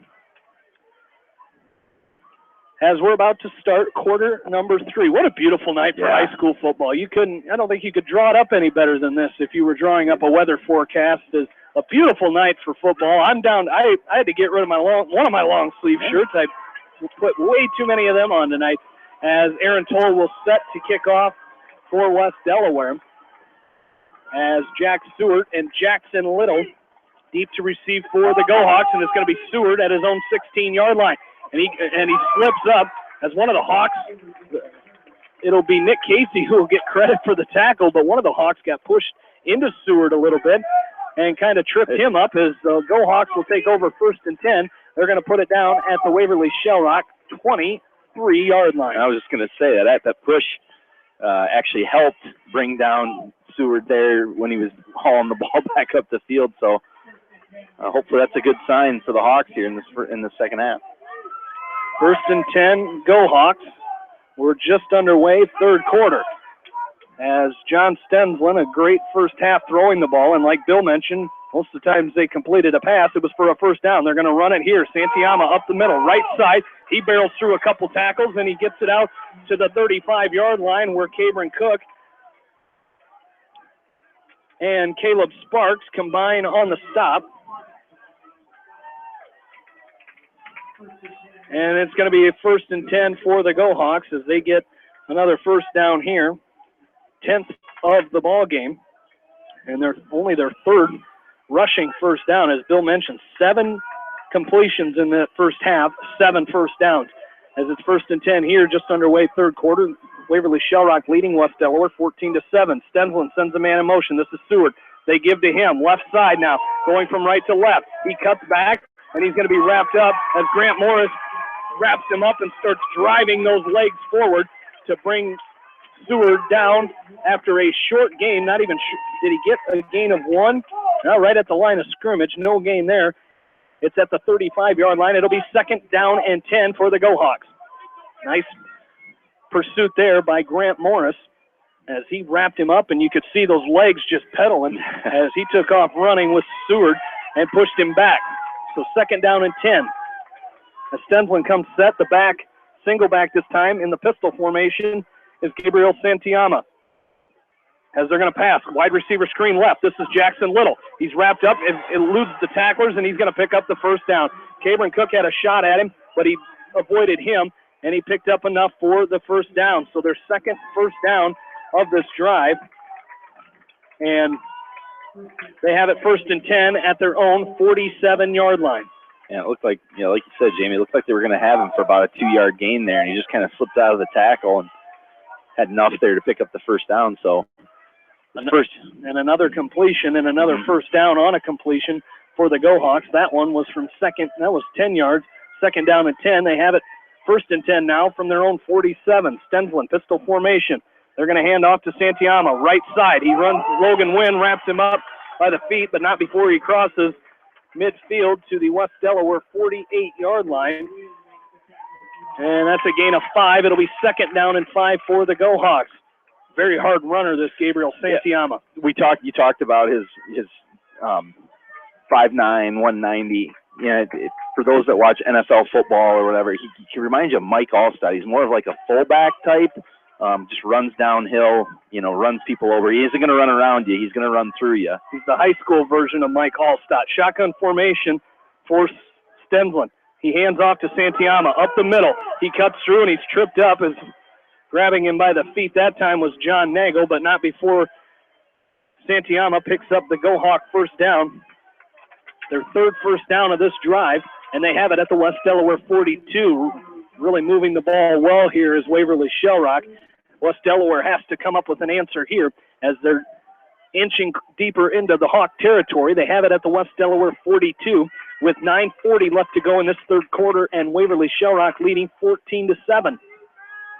The Go-Hawks come set. They send trips receivers to the left. One here on the near side of the field is Joey McNally, the touchdown recipient in the 2nd quarter. Stensland looks to throw down the middle, looking for Stewart. That's almost intercepted. Yeah, it is intercepted. Cabron Cook off of the deflection of Drew Rubina. They were looking for McNally. They were looking for Stewart, and Drew Rubina bobbled it, almost came up with it himself, tipped it over to Cabron Cook. He intercepts it. The Hawks' 2nd interception in 2 weeks, and it would have been Rubina's 2nd in 2 weeks, but he tips it to Cook, and the Hawks take over 1st and 10 at their own 22-yard line, and they're quickly to the line. They send 2 receivers out to the right, one here on the near side to the left, as they go from right to left. As Wessels runs it himself, he's wrapped up from behind as he gets it out to the 25-yard line, as coming up and making the stop for the Go-Hawks there on the defense was Nick Schwem, as that's a gain of 3 yards there for the Hawks. It'll be 2nd down, and they're going to give him 2. 2nd and 8. As they're going to hand off to Morris up the middle. He fights forward, doesn't quite get back to the line of scrimmage, falls a yard short, so they're going to lose a yard there. Now it'll be a good 3rd and 8. They had 2nd and 7. This will be 3rd and 8 for the Hawks, and let's see what they can do here. As 2 receivers to the right for West Delaware. Morris, the deep back in the pistol. 3rd down and 8. Wessels looks to throw. He's going down the field. He's looking down the field, and falling down on that play was Mitchell Mangold, but no interference as they got their feet tangled up a little bit there, and the Hawks face now a 4th and 8, and they will send the punt team out here on 4th and 8, ball at their own 24-yard line. And just kind of same thing that happened at the end of that first half, Jamie. The Hawks just really couldn't get anything rolling offensively, and on the ground especially, just having a hard time. And the Hawks not having a hard time converting on turnovers by Waverly-Shell, as this is going to be Jordan Chandler returning this punt by Goebel at his own 35. He cuts across to the other side of the field and takes a huge hit near midfield, as making the hit that time was Grant Morris. A huge hit by Morris as he just crosses midfield. They might actually put this right at the 50-yard line. It's on Waverly's side of the 50, so we'll call it the 49-yard line. So the Go-Hawks have it 1st and 10 at their own 49. Good field position here for the Go-Hawks. As now whistle's blowing here. And now we're all squared away down there on the sideline.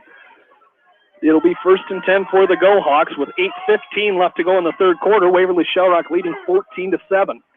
John Stenslin comes set. He sends Chandler in motion. They hand off up the middle. Santiama, and he's wrapped up. Logan Marsden busting through there and making the stop in the backfield. They're going to lose the yard on that one. It'll be 2nd down and 11.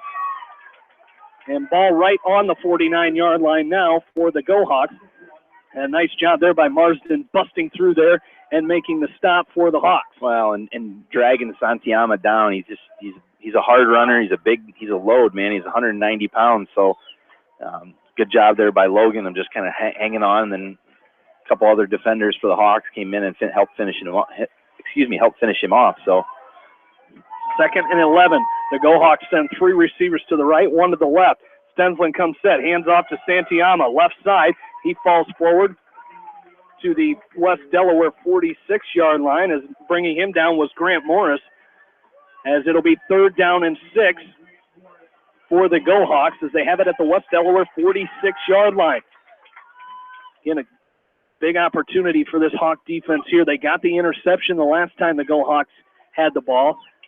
Need to try to either stop them here on 3rd and 6 or come up with another turnover, as the Go Hawks will come to the line.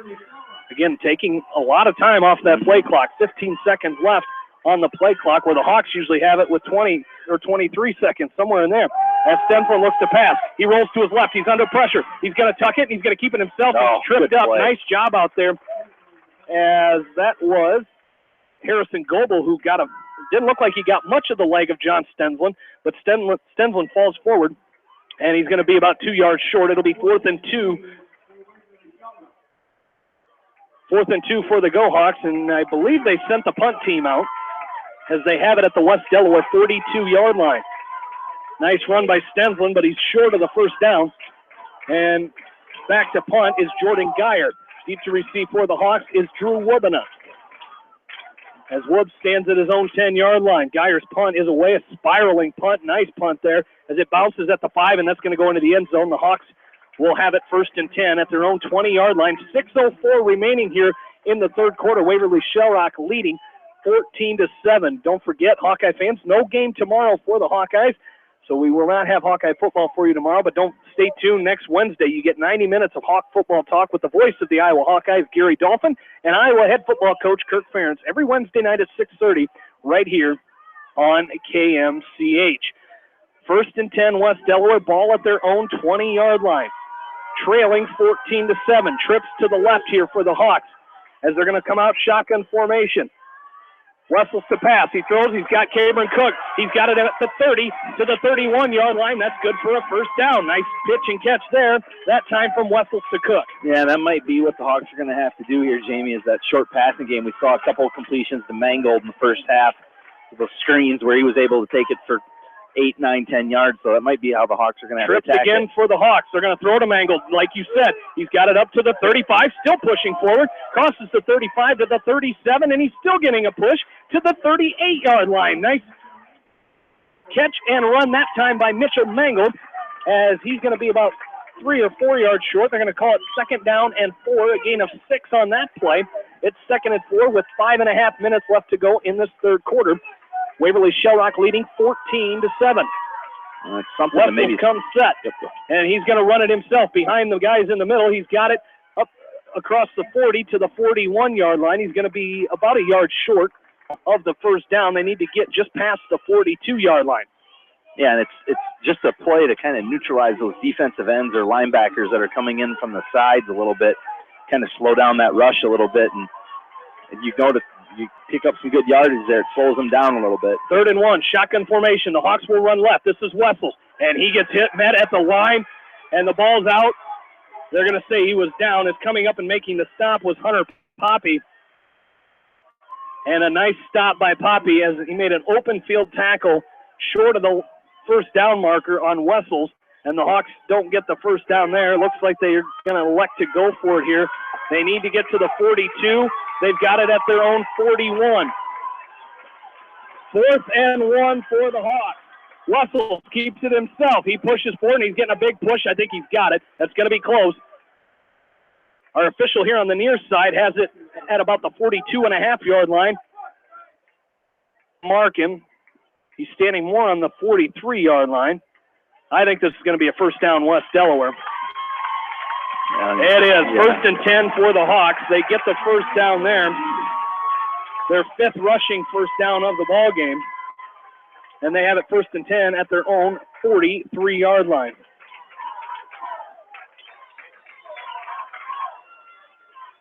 As Wessels will pass. Screen set up, and it's knocked away. Great job there by the defense, Mosai Newsom, as he got his big bear claws up in the air and knocked that pass away as it was coming across the line of scrimmage. It'll be second down and 10 for the Hawks here with 4:34 remaining in the third quarter, and the Hawks trailing 14-7. Wessels, shotgun formation, trips receivers to the left for the Hawks.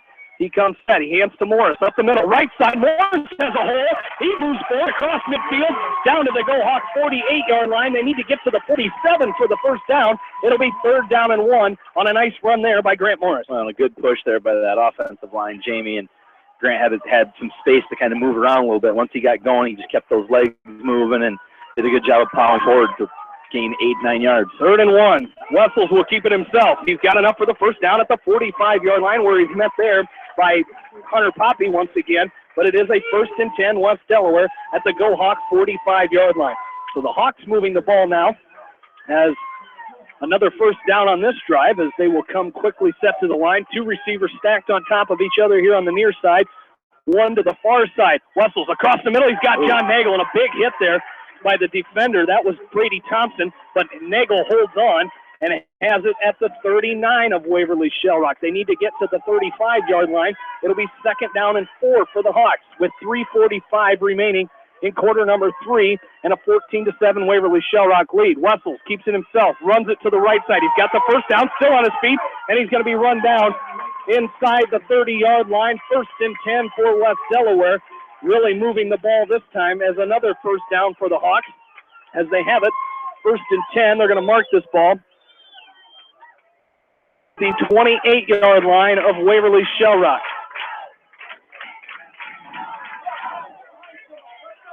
As Wessels, this shotgun formation, they hand to Morris, and that play was almost swallowed up, and Morris comes through. He's got it down to the 24-yard line. Nice run as that pocket there, that hole collapsed. That hole collapsed on Grant Morris. Through and picked up 4. It'll be second down and 6 for the Hawks with 3:15 left to go in the third quarter. Wessels to throw. He's got mangled, and that ball's incomplete. As there was a kind of a scrum there between Tyler Kelly and Braden Holmquist there, and that kind of got in the way of Mitchell Mangle being able to look that ball in, and it'll be third and 6 for the Hawks. Well, and a long throw there by Tanner. They're on the Hawks have the ball on the far hash, and Mangled over here on this near sideline by the Hawk bench, So that was a long throw by Tanner. Wessels makes a handoff to Morris. He tries to go forward, and he squeaks out, and he's down near the 20-yard line. He's still going forward, down near the 15, and that's going to be, they're going to say the ball came out, and our officials are stopping it. We'll see who comes up with it. The Go Hawks say they have it. No official call yet. They have not signaled it yet. Have they? I have not seen it. Well, maybe that one guy did, but it is going to be Go Hawks football as the Hawks turn it over on the fumble at the 15-yard line. It'll be first and 10, Go Hawks. It looked like Tanner Wessels was down, had the first down, but the ball came out, and it was recovered by the Go Hawks. So it'll be first and 10 for Waverly-Shell Rock with 3 minutes left to go in this third quarter. And the Go Hawks leading West Delaware 14-7. At least they kind of flipped the field on them a little bit here as they have it at their own 15. Shotgun formation this time. Next to Stensland. They hand off to Little. Now a double reverse. And this is Seward. And he's going to run it up, and he's going to avoid West Delaware tacklers. He's got it near the 35-yard line. He's going to be run out of bounds. First and 10, Waverly-Shell Rock up to their own, around their own 35-yard line. We'll see where they mark it down as he went out of bounds. That's a first down for Waverly-Shell Rock, and they place this ball at their own 38-yard line. So first and 10, Go Hawks here. with 2:49 remaining in the third quarter. So we need that defense of West Delaware to step up here again, as they've played well here so far in this second half and throughout the whole game, really. That one big play, which was kind of a freak play there with the deflection by Tyler Kelly, as they're going to hand off to Santiama up the middle. He's got it at the 40, crosses the 40 to the 42-yard line, picks up 4 or 5 yards there, and it'll be second down and 6. We're nearing the 2-minute mark here in quarter number 3, and Waverly-Shell leading 14-7. So second down and 6 for the Go Hawks.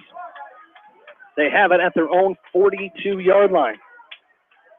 You can definitely see Waverly slowing the game down a little bit, Jamie, kind of just taking their time, getting the right play in, getting the guys set. 2 receivers split out each way for the Go Hawks. They hand off to Santiama up the middle, and he's going to get out to the 45-yard line as Harrison Goebel in on the stop there for the Hawks. As Goebel makes the stop after a gain of 3 there, it'll be third down and 3 here for the Go Hawks. Ball at their own 45-yard line, 1.5 minutes remaining in quarter number 3. As in the World Series, still scoreless, 0-0, top of inning number 5 between the Cubs and the Indians. Game 3, series tied at 1 game apiece. And a timeout for Waverly-Shell. Timeout for the Go Hawks, as that will be their first of the second half with 1:16 remaining in the third quarter. We're back after this from KMCH Sports. Citizen State Bank, your locally owned, community-minded, and customer-oriented bank, is here to serve you. Choose one of their 7 convenient locations in Winthrop, Monticello, Manchester, Ryan, Strawberry Point, Hopkinton, and New Vienna. Citizen State Bank, community banking with people you know, member FDIC. This is Jamie Baskey, the voice of the West Delaware Hawks, and I've had the chance to review the Good Neighbor Society's playbook, and I got to tell you, they are friends in your neighborhood, designing plays to get you home fast. If you need help getting back in the game, contact the Good Neighbor Society Rehab to Home team at 563-927-3907. The Edgewood Reminder is proud to support all the area teams in athletic action and appreciates their efforts in the classroom and during sports. Check out all the sports photos in each week's issue of the Edgewood Reminder.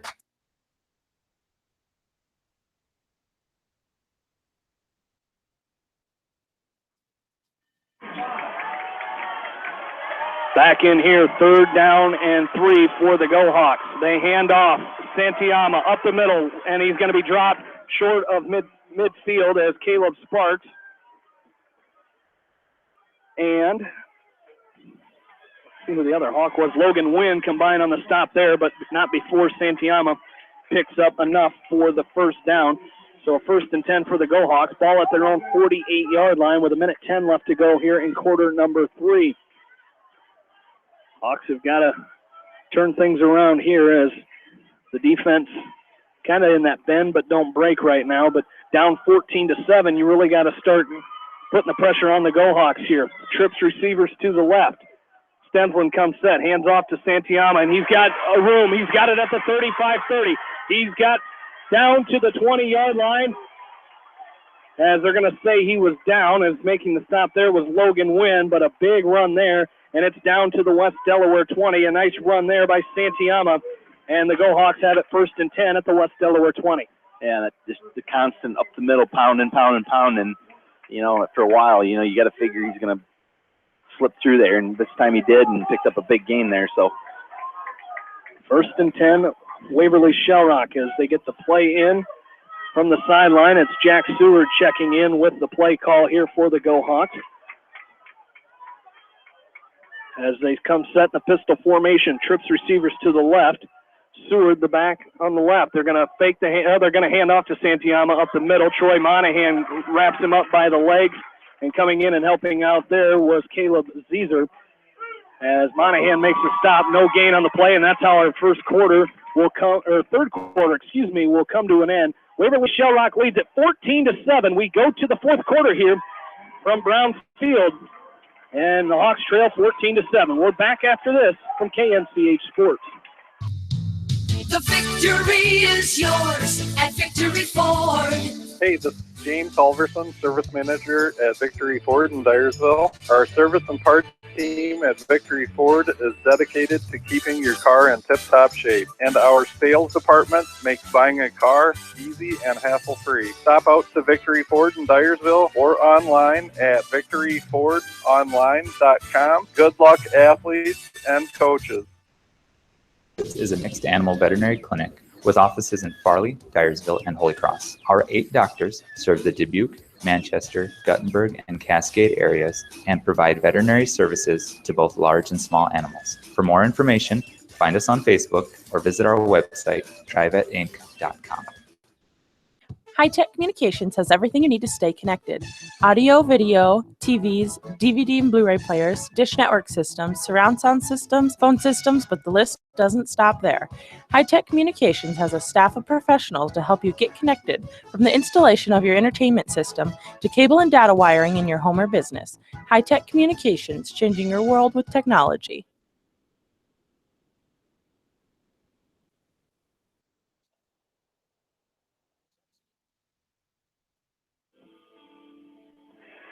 Back in here, 2nd down and 10 for Waverly-Shell Rock. After the run there, we're here in quarter number 4. Waverly-Shell Rock leads 14-7. As Stenslin looks to pass, he throws it out there. It's incomplete. He was looking for the tight end that time.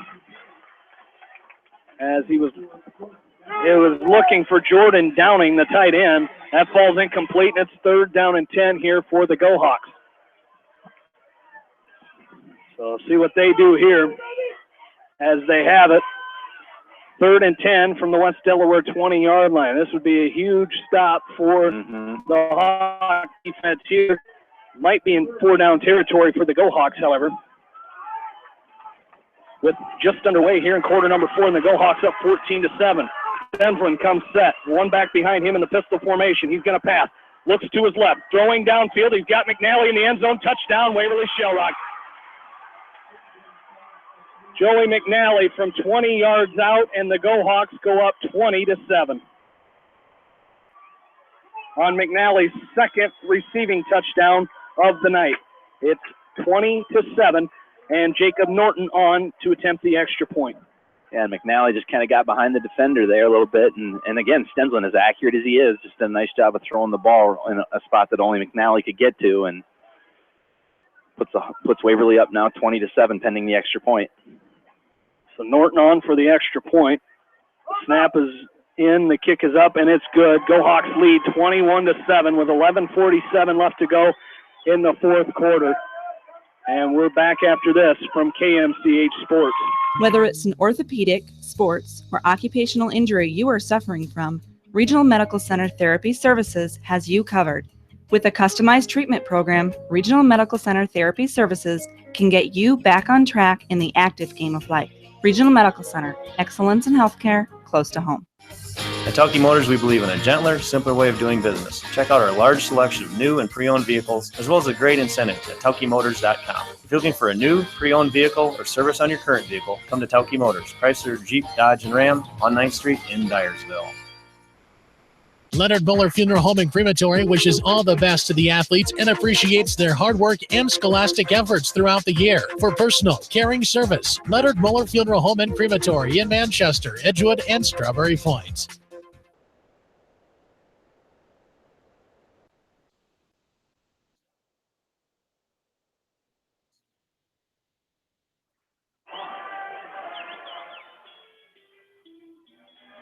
A little Sweet Home Chicago. Hopefully we can get a little Sweet Home Manchester here in a little bit as the Hawks trail 21-7 here in the opening round of the 2016 playoffs. 21-7, Waverly-Shell Rock leads with 11:47 left to go in this ball game. As the kick is away, it'll be taken by Colton Reed at his own 7-yard line. He waits for his blockers, and now he's going to come up, and he's met at the line. And Joey McNally, I believe, is who it was. It was McNally, and he wrapped up Colton Reed and threw him backwards, and Reed is going to be taken down. There is a penalty marker down on the field at the 32-yard line. We'll see what this is. The Hawks were taken down at the 20, is where the official is standing there at the 20-yard line to say where that ended. And it is going to be, they're still not, as our line judge here, or side judge here is, I guess it's the back judge coming over and giving it unsportsmanlike against the Hawks. Unsportsmanlike conduct against West Delaware. So I didn't see it. I did not see what it was, but the Hawks will have it now. 1st and 10. See where they mark this down here. Because it'll be 15 yards. It'll be back to the 10-yard line is where they're going to set it here. So it'll be 1st and 10 West Delaware at their own 10-yard line.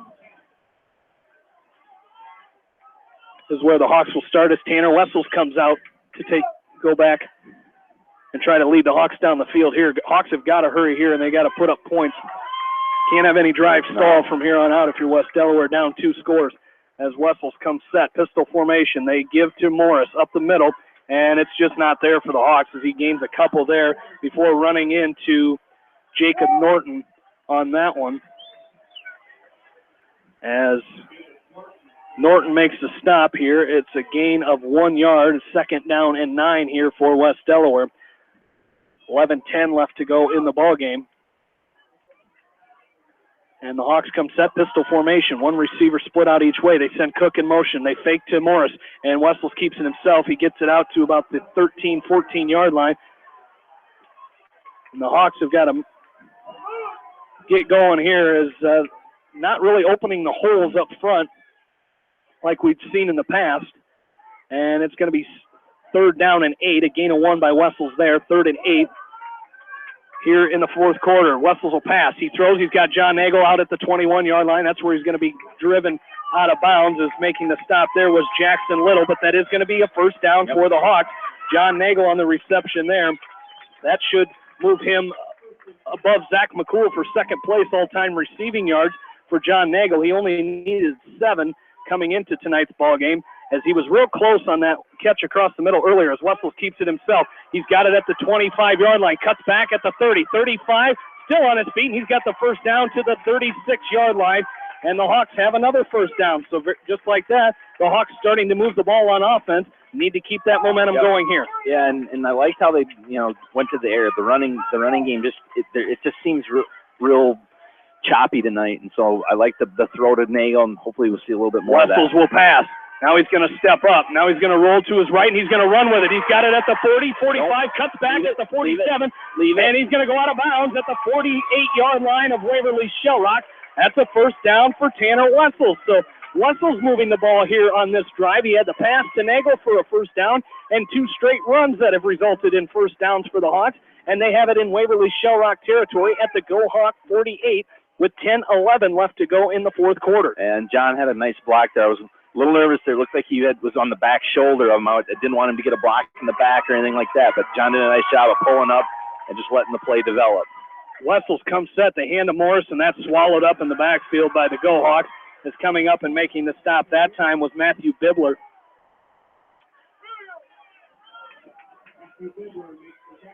As Bibler has just got a text message from Zach McCool saying congratulations to John Nagel on passing him for 2nd all time, as there's a pass to Cabron Cook down the far side. He's got it at the 40, 35-30. He's down the sideline. He gets a block downfield 10, and he's going to go out of bounds around the 10-yard line. Wrapped up that time by Jacob Norton, but the Hawks have a 1st down. 1st and goal West Delaware at the Go Hawk 8-yard line. Yeah, and just a nice job by Cabron of looking it in and then turning it up the field. First thing, he caught the ball, which was exactly what you do. You catch it and then you turn, and that's what he did. Broke a tackle. Big game there. So I really like this passing game that the Hawks have started here in this 4th quarter. 1st and goal at the 8. And whistles blow. I do not see a penalty marker as our officials getting together. I think they snapped it before they put the ball in play. I thought maybe they were discussing what the Cubs score was on. No, there's not any of them out there. There's not any of the referees care. Oh, yeah, I'm sure. I'm sure. As I believe the Hawks take a timeout here with 9:32 left to go in the ball game. We'll take one with them. We're back after this from KMCH Sports.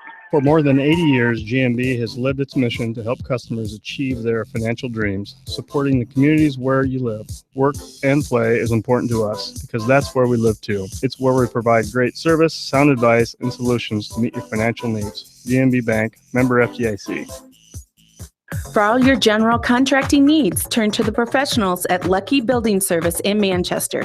For commercial, remodeling, and building and new home construction, call the experts, Lucky Building Service in Manchester, 563-927-5677. At Dupaco Community Credit Union, we know debt happens. A debt checkup from Dupaco ensures it's not costing you more than it should. With historic low interest rates, now is the time to bring your loans to Dupaco. Contact us at 563-927-6187 or visit dupaco.com.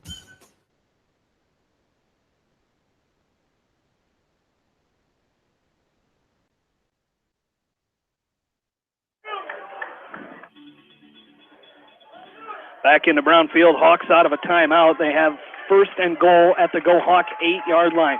They come set out of a timeout by Coach Winkowicz. 9:32 left to go. They trail 21-7. They're going to run Wessels to the right side. He follows his block. He's trying to get to the outside. He has it at the 5, and Wessels is going to go in for the Hawk touchdown. Tanner Wessels from 8 yards out. His second touchdown of the game. And the Hawks lead it here, or trail now 21-13 with 9:26 to go in the game. But just a big play there, Jamie, by the Hawks. Big play by Tanner, picking up touchdown, getting some momentum back here on the Hawks side of the field, and hopefully this will kind of jumpstart them. Tanner Wessels with 2 rushing touchdowns on the night now for the Hawks. As Aaron Toll on for the extra point, the kick is up. It is through. 21-14 with 9:26 left to go in quarter number 4. We are back after this from KMCH Sports. When the unexpected happens, call Krager Body Shop in Dyersville. They specialize in major and minor collision repair and frame straightening. For all of your auto body work, see Krager Body Shop in Dyersville.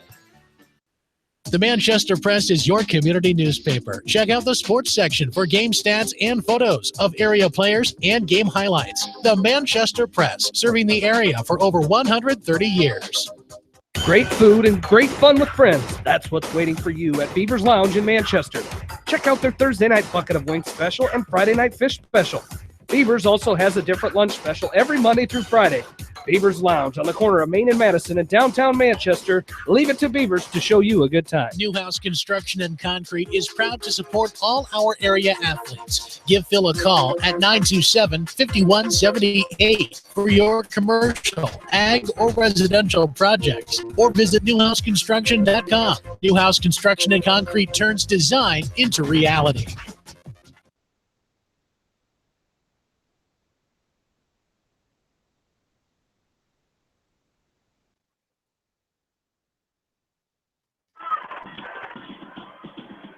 Back into Brownfield, the Hawks set to kick off. Aaron Toll after a touchdown run by Tanner Wessels. 21-14, the Hawks have battled back and cut the deficit to 7. Here with 9:26 left to go in quarter number 4. Aaron Toll will kick off. Deep to receive for the Go Hawks is Jack Stewart and Jackson Little. Toll's kick is away. It's going to be taken by Little at his own 20. As he's going to come out to the right. He's wrapped up. Colton Reed brings him down just shy of the 30, right at the 30-yard line. It'll be 1st and 10 Go Hawks. You said, Aaron, come on defense. That's what they need here. Absolutely, and that touchdown drive, Jamie, by the Hawks, 8 plays, 90 yards, took 2 minutes and 21 seconds off the clock. Tanner Wessels with an 8-yard touchdown run, his second of the night, cuts that deficit now. Waverly-Shell leads 21-14 with 9:21 to go here in this fourth quarter. And imagine the Go Hawks going to try to eat some clock on this drive. While they do that, Cedar Rapids Xavier leading Davenport Assumption 52-12 in the third quarter. East Buchanan leading Lisbon 20-19 in the fourth. St. Ansgar leading Wapsie Valley 21-3. We'll get back to those scores as Stensland comes set. He hands to Santiama up the middle. He falls forward as he was tripped up, I think, by one of his own offensive linemen there. But he falls forward for 3. It'll be 2nd down and 7. Cedar Rapids, Washington, and Western Dubuque tied at 21 in quarter number 4. And a halftime score, Iowa City City High leading North Scott at halftime 26-14. Ball at the 33-yard line here for Waverly-Shell. with 8:50 left to go in the ball game. Pistol formation this time for the Go-Hawks. It's second down and 7. Stenson comes set, hands to Santiama up the middle. He gets wrapped up from behind, coming over and getting his arms around him was John Nagel. There's a senior who's not quite ready to play for the Cyclones. He wants to keep playing here at West Delaware. A gain of 3 brings up third down and 4. Nice job there by that front 4 of getting a little penetration there and only allowing Santiama to pick up the 2 yards. So critical third down play here, Jamie. 3rd and 5. This Hawk defense, we've seen them do it all year. Hopefully they can come up with a big play here and shut them down on 3rd down. It wouldn't be a football Friday night without it getting loud and intense here at Brownfield in playoff time. It's 3rd and 4 for the Go-Hawks. 2 receivers to the left. Stensland, pistol formation. He will throw. He's going to look down the sideline. He's looking for Chandler. That's out of bounds. He's out of bounds, incomplete. Right there on the coverage was Cabron Cook. And it's going to be 4th and 4 for the Go-Hawks. We'll see what they do. See if they send out their punting unit. And it looks like that is what they're going to do. If you're West Delaware here, do not jump off sides. No. They might try to hard count here. May try a hard count here to try to get the Hawks to jump. So you've got to watch the ball if you're West Delaware. And above all other things, watch the fake. Yep. As Waverly-Shell with a 7-point lead would love nothing more to get a free first down here. As back to punt is Geyer. The snap is away. Geyer will punt it as it's a spiraling kick, a nice punt, as this is Wibena from his own 22, and he's wrapped up, steps out of 1, he's got it at the 30, down the sideline, 35-40, cuts back, and he's going to be driven down, a double-leg takedown that time by Jordan Geyer. The punter comes down, picks up Wibena. I tell you what, if you're teaching a double-leg takedown on that Waverly-Shell wrestling team, as that's the way to do Coach it. Whitcomb should have Jordan Geyer try out for the wrestling team here as a nice takedown, but it's going to be brought out to the 40-yard line. A nice return there by Drew Wibena, and it's 1st and 10 Hawks at their own 40. They come set. Pistol formation. They hand to Morris. Left side. No, Wessels keeps it himself. Could have been a face mask there. Thought his head turned a little bit. As he refuses to go down, he's going to be dropped at the 35-yard line. Something happening down on the field is the West Delaware coaching staff not happy about something they saw. I don't know if it was a face mask or a horse collar that they might have saw down there that didn't get called, but it's going to be a loss of 3 yards there for the Hawks. It'll be 2nd and 13, ball at their own 37-yard line. With 7:10 left to go, 4th quarter, Hawks trail by 7. It's 21-14 Go Hawks. Quick pass, right side. This is Mangle down the sideline. He's going to get it, be run out of bounds at the 43 or 44-yard line. It's going to be the 43. He's going to be short of the first down. The Hawks will face 3rd down and about 7 yards here. And I like that short passing game. I just feel that the Hawks have had some success doing that tonight, and I think hopefully they can convert on this 3rd and 7. The Hawks will pass. He's not down the sideline, 35-30. He's stiff-arming defenders down near the 27-yard line. John Nagel with those long albatross on, reaches out, grabs that ball one-handed, tips it to himself, and makes the catch and trails down the sideline down in Waverly-Shell territory. They have it to go up to 27-yard line. Great catch by John Nagel. I thought the ball was overthrown. He just reached out and and then we know he's a good basketball player too. He just kind of reached out and tipped it to himself and pulled it in for a big down conversion. 10 Hawks. Wessel runs to the right side. He bounces off the blocker. He's got it, and he's tripped up back at the 28-yard line as he tried getting around the corner, but coming up and making the stop for the Go Hawks was Brady Leonard. A nice open field tackle by him. They lose 2 there. It's 2nd down and 12 for the Hawks. Nothing they can handle on this drive. No. We've seen it a couple times already. As they will come set here on 2nd and 12. 6:10 left in the 4th quarter. Hawks by 7. Wessels comes set. They fake to Morris and throw, and they couldn't hold on. It was right in the red basket for John Nagel. He couldn't hold on. Jackson Little was there for the coverage. And it's incomplete, and it'll be 3rd down and 12 for the Hawks. Another 3rd down opportunity here for West Delaware with 6:04 left to play. Another big one here. Hawks pistol formation. 2 receivers to the left, 1 man in the slot. They give to Morris up the middle. He's got it down near the 25-yard line. The gain of about 4 yards there. The Hawks will face a 4th and 9 here. 4th and 9 for West Delaware, as they will go for it here. As the clock continues to run, 5:40 left to go in the ball game, and I believe Coach Winkowicz wants a timeout, or Coach Hubbard wants a timeout. Yep. Coach Hubbard wants a timeout. We will take one with him. There's 5:40 to play in quarter number 4. Hawks trail by 7. We're back after this from KMCH Sports. In sports as well as banking, numbers mean everything.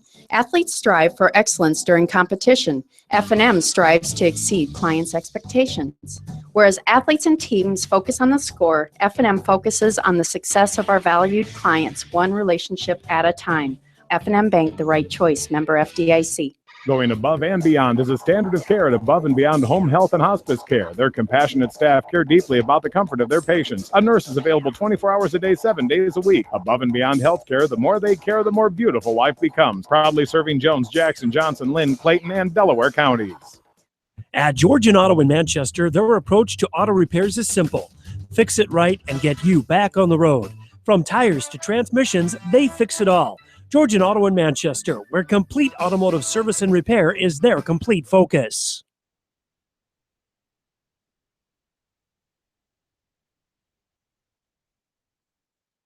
Going on. Back into Brownfield, 4th down and 9 for the Hawks. Out of the timeout by Waverly-Shell. They get the call from the sideline. They're going to go for it here on 4th and 9. Wessels to pass. He steps up. He's looking down the field, looking for someone to get open. He's just going to heave it up in the end zone. Cameron Cook, it's incomplete. Great coverage out there that time, as the Go Hawk on the coverage there was Jackson Little. It's incomplete, and the Hawks turn it over on downs. They turn it over on downs here, and the Go Hawks will take over 1st and 10 at the West Delaware, at their own 25-yard line. So a nice drive by the Hawks. Now we need that defense to step up again here for the Hawks with 5.5 minutes left to play in this game. Hawks trail 21-14. Some tight ball games here for our area schools here tonight. Western Dubuque and Cedar Rapids, Washington tied at 21.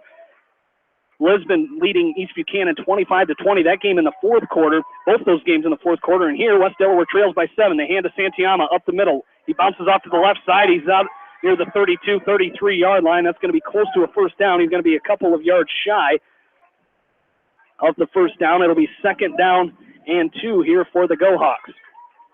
Just kind of bounced it outside and picked up a good gain on 1st down there, gain of 8. So Hawks are going to need to make a big play here in order to. They're going to need the ball back. You'd like for them to get the ball back with about 3 minutes to go, and we're at the 5-minute mark right now. So the Hawks still have 2 timeouts. Waverly-Shell with just 1. 2nd down and 2 for the Go Hawks. Probably see Gabriel Santiama here. And we do, and Caleb Sparks wraps him up. They drop him at the line of scrimmage. It'll be 3rd down and 2 for the Go Hawks. That's what you needed to see. Caleb Zeezer in there as well, helping out with Sparks. As they stop him short of the 1st down, it'll be 3rd down and 2. 3rd and 2 for the Go Hawks here. They're going to say 3rd and 1. They move him up to the 34-yard line, as they will come set. A big opportunity here for the Hawks.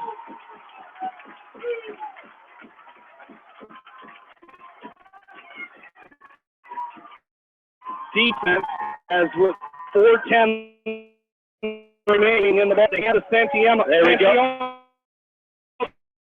I bid on it. I did too. Denslin picked the 1st down. If they gave it to Santiama, but Denslin pulled it. A great read option there and they pick up the 1st down at the Waverly-Shell 37-yard line. As the clock will run here, 3:57 to go. The Hawks is going to have to get out of here in 3 plays now. and not give them the third or fourth down. Stimplin comes set, trips receiver to the right.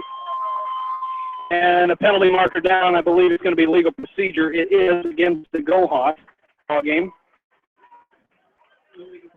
As that help the Hawks stop the clock and makes it 1st and 15 back at the 32-yard line. As they go to the 6th inning now in Wrigley. Still scoreless between Indians and the Cubs. But here, we've got a barn burner at Brown Field. See Caleb Sparks has come out of the game, and he's seeing the West Delaware trainers on that Hawks sideline, looking at his hand, looking at the hand area, I believe. It's 1st and 15 for the Go Hawks. Stenson pulls it again, and he's got a wide open running lane. He's got enough. He's going to fall for him at the 49-yard line. The Hawks stuck in and took the Rantiama, and Stenson pulled that one forward all the way to the 39-yard line for a first down, 1st and at their own 49-yard line. Yeah, just same thing as the last one on 3rd down, just up to the other side and did a nice job of the fake. Everybody kind of drew into the middle of the field, and he raced around the side of the field by the Waverly-Shell Rock bench and picked up a big first down. 3 minutes to play here in quarter number 4. Pistol formation for the Go Hawks. They give it to Santiama, right side, and he's going to be wrapped up as Nagel wraps up. Forrest came in to help finish him out, and it's a gain of 4 yards there by Santiama down to the West Delaware 47-yard line. It's 2nd and 6. I believe if the Hawks can stop here, it might be time to take a timeout if they can hold them right here. The Hawks still have 2 timeouts remaining. So they got to use them very wisely here. And that coaching staff knows just how to do that. Pistol formation, they send a man in motion. They hit Santiama up the middle. He bounces off the one down near the 46-yard line. Harrison Goebel wraps him up, and the Hawks will take a timeout. Their second. I believe they took a timeout. Yes, they did a game for the second half, excuse me. Hawks with 2 in quarter number 4. Waverly-Shell 21-14. We're back after this from KMCH. You may not wear glasses or contacts, but how do you know if you're seeing your best or if your eyes are healthy? Why not be proactive and get your eyes examined? Dr. Daniel E. Mersch and professional staff at Manchester Family Vision can help. Call 563-927-3682 to schedule an appointment. Manchester Family Vision Center wishes all the local sports teams best of luck this season. Manchester Family Vision Center on West Main, where clear vision begins with healthy eyes. I make 10 calls when you can make 1 call to Steve Mormon Insurance in Manchester and get the best quote from 10 different companies on your auto, home, and farm insurance. You can depend on Steve Mormon Insurance for family coverage. Call Kathy or Rachel at your agency in Troy, Manchester today, 927-2263. Bob Stephen Motors in Manchester proudly supports all area athletes. Motors is your locally owned and operated GM dealer. Visit them on the web at bobstephenmotors.com.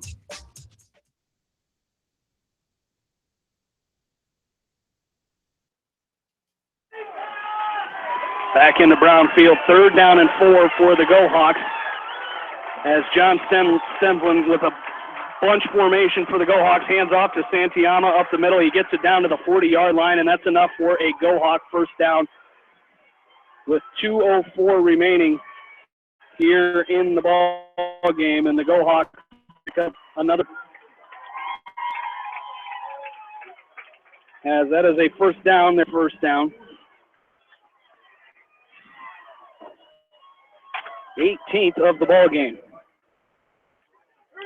As it's 1st and 10 at the West Delaware 40, 1:50 left to go, 4th quarter, 21-14. Waverly-Shell Rock leads it here on Brown Field. As Caleb Sparks has his helmet and shoulder pads off, they're looking at his left shoulder. They hand off Santiama up the middle. He fights forward for 2 or 3 that time, as he's going to be brought down by Nolan Linus, as Linus brings him down that time at the 37-yard line of West Delaware. with a minute 20 left to go in quarter number 4. The Hawks trailing 21-14.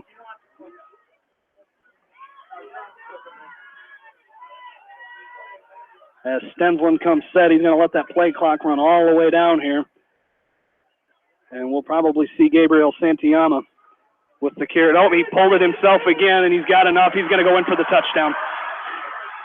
Touchdown, Waverly-Shell Rock. This one from 37 yards out. A run that time by John Stensland. He kept it himself again. The same play we saw in the previous 2 first downs that they ran. And Stensland keeps it himself and rushes 37 yards for the touchdown. And Waverly-Shell Rock leads 27-14 here with 53 seconds remaining in quarter number 4. And we kind of both thought that maybe we'd see a heavy dose of Santillana there at the end and just kind of ice this thing down, but they did a nice job just kind of rolling around to the near side and picking up a big score. Jacob Norton on for the extra point. The kick is up and good. 28-14. Go Hawks lead it. 53 seconds left to go. And we will take a break and come right back. You're listening to West Delaware Football from KMCH Sports.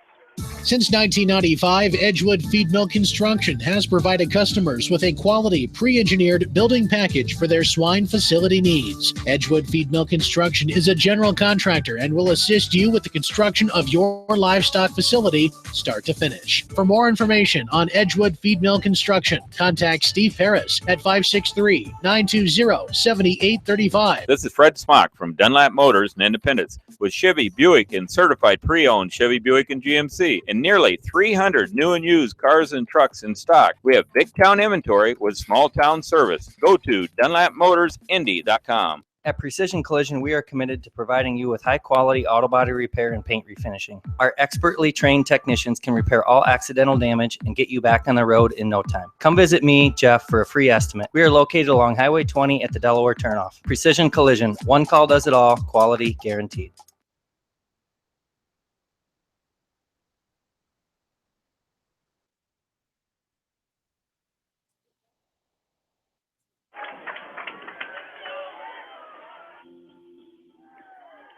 Back into Brown Field, 28-14. Waverly-Shell Rock with the lead here. 53 seconds left to go as the Go Hawks, Brandon Hinders, will kick off here. Deep to receive is Colton Reed and Cabron Cook, as Cook is going to take this from his own 5-yard line as he's going to bring it up the near sideline. He's going to be wrapped up, gets away from 125, nearing the 30-yard line. He's going to be dropped at the 27-yard line, and that's where the Hawks will have it, 1st and 10. And that touchdown drive by Waverly, Jamie. 9 plays, 75 yards, took 4 minutes and 38 seconds off the clock. John Stensland with the 37-yard touchdown run puts Waverly up now 28-14 with 46 seconds to go in the game. We knew the Go Hawks coming in here. You know, Coach Winkowicz said it at the in the pregame as Waverly-Shell Rock takes their final timeout of the ball game here with 46 seconds left to go in this game. Coach Wink said it in the pregame, Aaron. He said this is a team that they thought would win that district and could possibly win that district.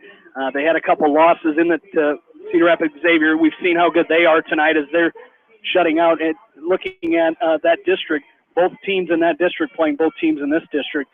One of the two, I should say, Xavier beating Davenport Assumption right now 52-12 in the third quarter, and Waverly-Shell Rock kind of pulling the upset here in Manchester tonight. But Coach Wink knew that this was a very good Waverly team, and they showed it here tonight. Well, absolutely, and it's you know, Waverly-Shell Rock and West Delaware, similar programs, a lot of tradition, a lot of success in the past, and these kids take pride in what they do, and you know, that's why 6-3 a wild card. That was Waverly, and that shows the quality of football in Northeast Iowa and in Eastern Iowa and stuff when a 6-3 Waverly-Shell Rock team can come in here and play really, really well against a West Delaware team ranked in the top 10, only 1 loss. So, got to take your hats off to them as the Hawks Absolutely. will come out and try to throw here as Wessels is going to be drugged down from behind at the 25-yard line, right? Just short of the line of scrimmage. He's going to lose a yard there as the clock continues to run. Now down to 30 seconds left to go. As the fans on the Waverly-Shell Rock side beginning to get up and make some noise here as this game is nearing the end. As Wessels will pass, and he's going to go down again as he's sacked in the backfield. This time coming up and making the stop was Jordan Downing, and he loses 5 or 6 there, and it's going to be 3rd down and forever here for the Hawks at their own 20, and they're not going to, I don't think the Hawks, they're going to see if they run one more play here. They do get it off, and Wessels is just going to tuck it, and he's going to run, and that's going to do it. That does it, 28-14. The Go Hawks win it here as they come in and pull the upset here at Brown Field, 28-14. They take down West Delaware. 8th-ranked Hawks falling tonight, 28-14, the final score. And the season will come to an end for the Hawks as they finish another great season. They made their 22nd playoff appearance in school history, 13th district title in school history, 9 in a row.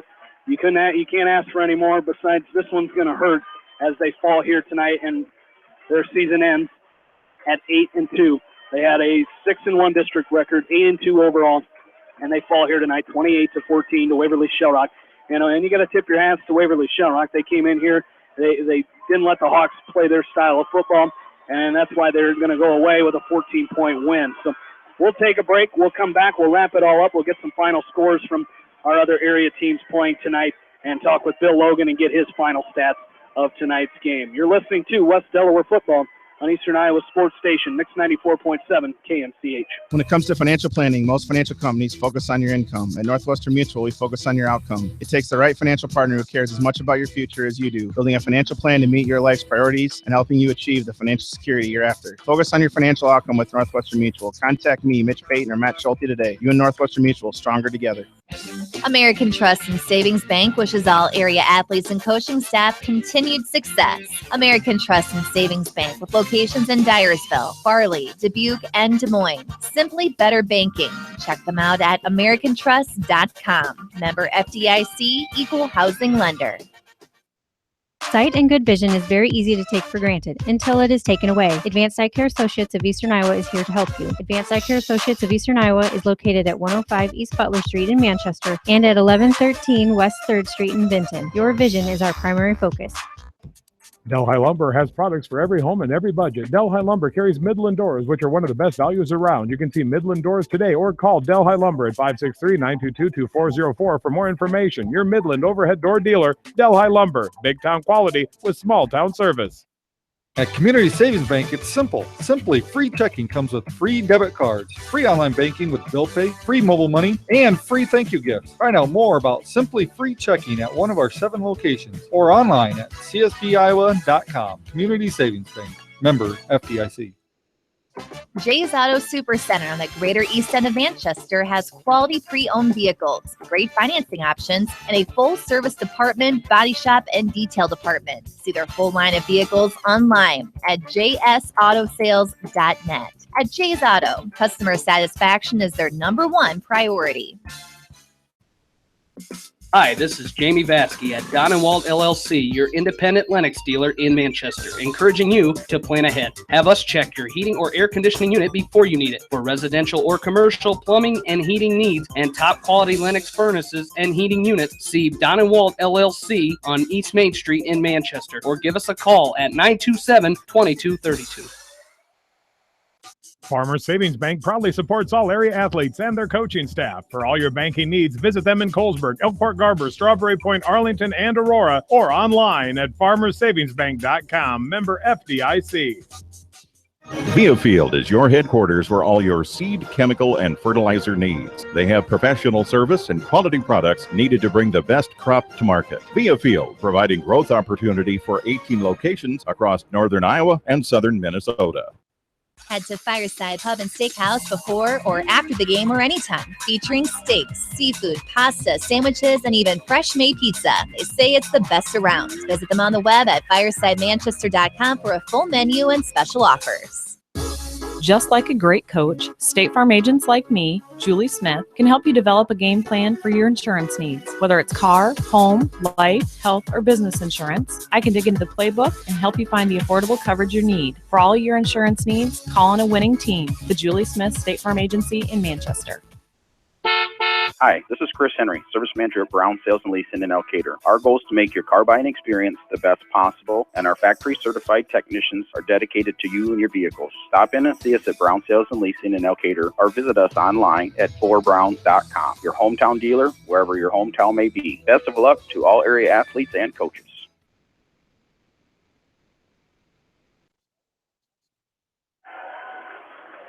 Back into Brown Field, a very somber moment down on the field as, with a home game here, these seniors, and this is, they didn't expect it to be, but however, it was their last home game here on Brown Field, their last game in a Hawk uniform here tonight as they fall to the Go Hawks of Waverly-Shell Rock, 28-14.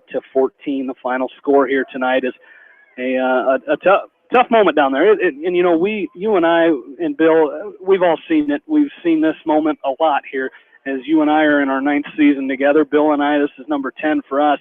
We've seen this happen quite a few times as you hate to end your season with a loss, and the Hawks, especially the seniors, ending that moment, giving hugs to the coaching staff down there tonight after this game here. But that's tough for the Hawks. They didn't expect this to be the situation, but it was. Yeah, and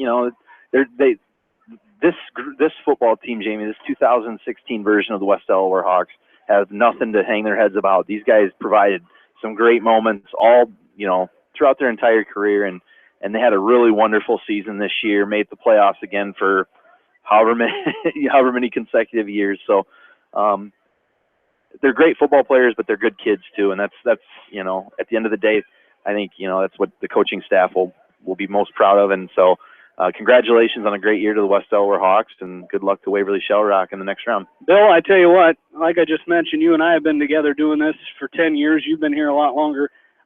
You never get used to what we're seeing right now, and that tough final game every year when you don't end your season on a win. You never get used to it. No, you don't, and it doesn't get any better the older you get, So, it's always tough, especially when you lose it on Brown Field, because you just don't like to lose on Brown Field. But, they ran into a very, very good team tonight. Waverly played as good a game as they probably played all year long, and that's what you ask your kids to do at tournament time, is come out and give us your best, and Waverly came out and did exactly that. I mean, the Hawks, they didn't play a bad game tonight. There was a couple big plays, and it seemed like whenever they needed to make them, Waverly made them. So I tip your hat, and I wish them good luck, as they're going to face somebody next Friday night. So they did a tremendous job. They're going to play Cedar Rapids Xavier, and you can talk a little bit about that. I'll have Janelle look up that Bent community score, but talk a little bit about that district. They came in here, the number 1 seed out of that district took down the number 2 seed out of our district 52-20 tonight. The number 3 team as the wild card in Waverly-Shell Rock beat the champion of our district 28-14. So a district that people that weren't quite sure if they had played the type of competition that maybe our district played, but they came out tonight and they made a point. Well, that's, you can talk about all the district stuff all year long, and everybody has, we have, but when it comes crunch time, they came out and they made some plays and advanced to the next round. And, you just got to tell them congratulations and good luck. Coach Wink, a little speech out there. There's not much you can say because none of them are going to feel good, but he says, hey, fellas, just be proud of what you accomplished this year. And seniors, thanks for the great ride and good luck in your futures. And, hey, sun's going to come up tomorrow and everybody's going to be okay. It's just that abruptness that nobody was planning on the season being over tonight. But, what a great job. A year ago, anybody that would have sat there and said that these kids were going to be district champions, go 8-1 on the year, there a lot of them were shaking their head, but these kids worked very, very hard, put a lot of time in, a lot of effort in, and did a tremendous job here of coming out and playing some great football all year long. They just ran into another buzzsaw like we did in week 6. They just, Waverly was a better team than the Hawks were tonight, so, good luck to them. All right, some final stats for tonight, Bill. I think you still got them there. Yep. Yeah, for Waverly-Shell Rock tonight, 43 rushes for 243 yards. Number 40, I'm not even going to try to pronounce his name. Santiama. Well, what is Santo? That's out of Hey, that's a Cub reference. I appreciate that tonight. You don't know who that guy was. I don't think so. 34 carries for 167 yards, and they just pounded him and pounded him and pounded him, and kind of wore the Hawks down a little bit maybe. 9 out of 18 passing, 1 interception for 158 yards, 401 yards of offense tonight for Waverly-Shell Rock, and they just did a really nice ground and pound, and then when you think I'm going to ground it, they did a nice job, a good passing scheme. So, just a great scheme that they had tonight. For the Hawks, 46 rushes for 189 yards. Tanner Wessel, 144 yards on 24 carries. So he had a great night. 12 out of 24 passing for 149. So 338 yards for the Hawks. But Waverly, they came in and they did probably everything that they set out to accomplish tonight. They kept ball control. If you looked at the time of possession, Waverly did a good job of taking a lot of clock off of there. You commented on it numerous times during it. They didn't snap the ball till maybe 5 to 8 seconds left every possession. So, they just came out and executed a great game plan tonight. And I see a former Hawk down there right now. Trey, you talk about senior night. That was last week or 2 weeks ago here for the Hawks. But Trey McTaggart, playing for Upper Iowa, going to play his final game as a Peacock tomorrow in Fayette. And that's a tough one. That's going to be a kind of a tough moment for him as well, because he's playing his final games on Harms Eichscheid Field there in Fayette tomorrow. But you know what? He ended his high school season on a loss too. And I tell you what, he moved on, and he's done some great things at Upper Iowa. So this isn't the end of the world. And like you said, the sun's going to come up tomorrow. It is, and if you're playing this time of year, every team in every class except one is going to end their season on a loss, and it's always tough. But you just kind of remember all the positives that they had, all the camaraderie that these kids came up with, all the team bonding and all that kind of stuff. So some great lifelong friendships that these kids made with each other. The little stat guy on the sideline here come up and shook my hand, said nice working with you, and he's looking forward to next fall already. So, that's what everybody's got to look forward to. And I'm sure come Monday, Coach Wink will get the guys in his office after school, and they'll start mapping out a plan on what it's going to take to get ready for next year. I'll tell you what, we're not going to have Coach Wink on tonight. A lot of former players and people down there tonight really just wishing him congratulations. So you will talk to him tomorrow morning on the Coach's Corner. But here's another thing you can take out of this. Look what John Nagel did in his 4 years here at West Delaware. As with tonight, he had 58 total yards as he finished with 1,204 career receiving yards. Puts him number 2 all-time at West Delaware. He was 52 yards shy of breaking the all-time record, which is held by Ben Lechtenberg. He passed Zach McCool tonight, so a great career by that young man. Yeah, and he was a 4-year starter, but his first year he played tackle. Yeah. So he's got a great future ahead of him, and these kids are all going to go on, and if they don't go do a winter sport, wrestle or basketball, they're going to get in the weight room and get themselves ready for next year. So, it's just going to be hopefully a quick, winter, a quick spring, a quick summer. We'll be right back here. Jeez, Bill. Hey, what are you doing? Friday Night Lights. Let's just speed this thing up and let's go back to about August 1st, and we're ready to go again. You can't be wishing your life away like you are there, buddy boy. Well, that's true, but if I'm it's going to be through football season. All right. Hey, we made Swish make a pick for that game tomorrow as Nebraska heading to Madison tomorrow to take on Wisconsin. Swish's pick was 21-17. I'm going to give you a little cheater there as you won last week, which gives you 2 wins on the season. Swish has 3. I have 2. Aaron has 1. So what do you got in Madison tomorrow, Bill? Well, 17. I still think that's too many points. Wisconsin, hey, that worked for you last week. It did. I'm going to go 17-13, Wisconsin. 17-13. Hey, you like your 30 points, don't you, Bill? Yeah. That was the winning pick for you last week. Yeah, it worked last week. I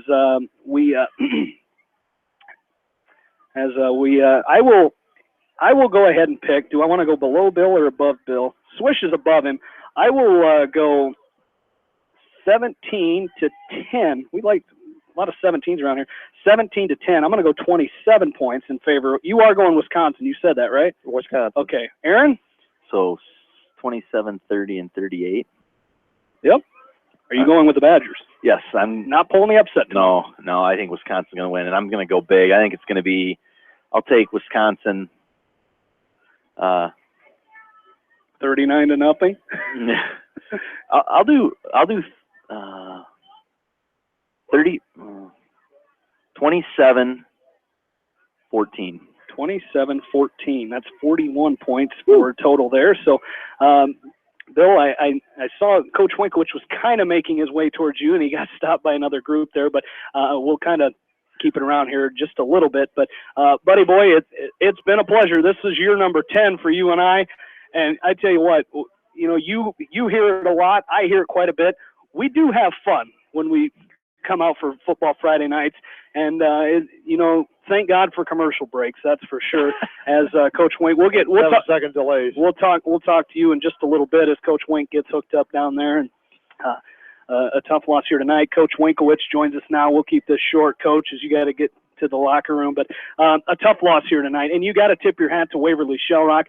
They came in and they didn't allow you to run the ball like you'd like to, but a very good team for you guys went up against tonight. Absolutely. You know, we knew it was going to be tough. They got a great defense, and we couldn't get enough going there early on to really get any kind of separation. And then we get the nice drive, have the turnover. It just one of those nights. Some nights you just get beat, and that happened to us tonight. Well, a tough night here. Always tough when you play your last game and it's a loss for these seniors. Always real tough for those guys to end their careers. They got to do it here on Brown Field, but a tough loss for the seniors here tonight. Yeah, no question. I mean, this is a great group of young men, and you know, this is a group of seniors that had 2 wins as freshmen, and they just decided that they wanted to be a group that went out of here in style, and you know, they go 8-2 and win the district championship. I'm just extremely proud of this group of kids, and I know they wanted more. We always do. But they accomplished a lot, and you know, a lot of times it's that journey and all the things that they've learned here over the last 4, 5, 6 years, and we're just really glad that they've been a part of it. Well, Coach, congratulations on a great season, and thanks for everything you've done for us this year. Thanks, guys. West Delaware head coach Doug Winkowicz here in the post game as the Hawks fall tonight 28-14 as we get Bill hooked back up there, and we'll talk to him in just a second once he gets his headset on. But, Bill, we have a lot of fun here. As I was saying, we have a lot of fun here on Friday nights. I mean, where else can you what other station can you tune into and hear a sideline reporter singing "Go Cubs Go" in the pregame show of the first round of the playoffs? And because nobody else is crazy enough to do that. and we have Especially fun when they're a Dodger fan. I can understand if I was a Cub fan, I'd probably sing it all night long. Yeah. Well, Bill, it's been fun. We appreciate everything you do. We'd be lost if you already know anywhere else on a Friday night. I tell you what, you already know what happened when Aaron and I tried to keep our own stats last week on the tablet. So we may be a little lost if we didn't have you on Friday night. We certainly appreciate it, buddy. I don't want to be anywhere else. Good working with you guys. Yeah, good season, buddy boy. We'll talk to you next year for sure. As Bill Logan down on the sideline for us tonight and every night here for West Delaware football. The guy behind me need to get a touchdown pass that counts next week. Brent Lammers up here tonight. Best of luck to the Peacocks tomorrow. And, of course, Trey McTaggart, we saw him down on the field. Senior day for him tomorrow in Fayette. Well, that's going to do it for us. We'll get a final look at the scores tonight. We mentioned that Solon and Benton Community scores. Solon defeats Benton Community tonight 49-14. Final score, Western Dubuque loses to Cedar Rapids, Washington 35-21. It was Cedar Rapids Xavier over Davenport Assumption 52-20. East Buchanan falling to Lisbon tonight 31-20. And St. Ansgar defeating Wapsie Valley 28-10. And in the fourth quarter, Iowa City High leads North Scott 40-14. That's going to do it for us here tonight. We want to thank the sponsors of West Delaware football here on KMCH. Hey, Halloween time's coming up. You need that candy for all the little ghosts, ghouls, and goblins that are coming up. And hey, if you're going to have a Cubs party, they've still got a couple games left to play in Wrigley. They're still tied 0-0. We're in the top of the 7th inning, 1-0, excuse me. Cleveland leading 1-0 in the top of the 7th inning. As we encourage you to please support those local sponsors and shop locally. Want to thank Janelle Tucker, news director at KMCH, for all her great work this season, and Ashley Bramey has helped out a game this year in Darby, Washington. Thank all of them for sitting in the studio for us this season. Without them, we wouldn't get to record Bill Logan singing Go Cubs Go on a Friday night, as we appreciate all their hard work throughout the season. And want to thank most of all the listeners here of KMCH. My partners, Aaron Pleen and Bill Logan, this is Jamie Vaskey saying good night one final time from Brownfield in Manchester, Iowa. Once again, the final, the Waverly-Shell Go Hawks 28, the West Delaware Hawks 14. You've been listening to West Delaware Football on Eastern Iowa Sports Station, Mix 94.7 KMCH. Stay tuned for this week's Area Online and Playback Game of the Week as Western Dubuque is at Kingston Stadium to take on Cedar Rapids, Washington. And with the call of the game along with Trevor Hunt, here's Dan McClain. Have a good night, everybody. Welcome to Kingston Stadium for tonight's first-round playoff game between Western Dubuque and Washington. Western Dubuque making its 13th appearance. The Bobcats were the 3A state champions in 2001. For Washington, it's their 24th appearance and their 4th year in a row they've been in the playoffs. Cover a little pregame before we get kicked off here in about a minute and a half. All right, so starting off the game, Western Dubuque going to be back to return, going out on the offense first. They're led by a little bit of a balanced attack here. Dylan Gatto on the air, just a little over 1,300 passing yards on the year, 11 touchdowns, 3 interceptions. Rushing-wise, led by Cameron Kramer, just a little over 1,200 rushing yards on the year and 12 touchdowns. Dylan Gatto also 268 rushing yards and 6 touchdowns. Receiving-wise, led by Benjamin Lenstra, 267 yards on the year, 4 touchdowns. Quinn Bumhover with 263 yards and 2 touchdowns. Frederick Stilker with 239 receiving yards and a touchdown. Defensively then, for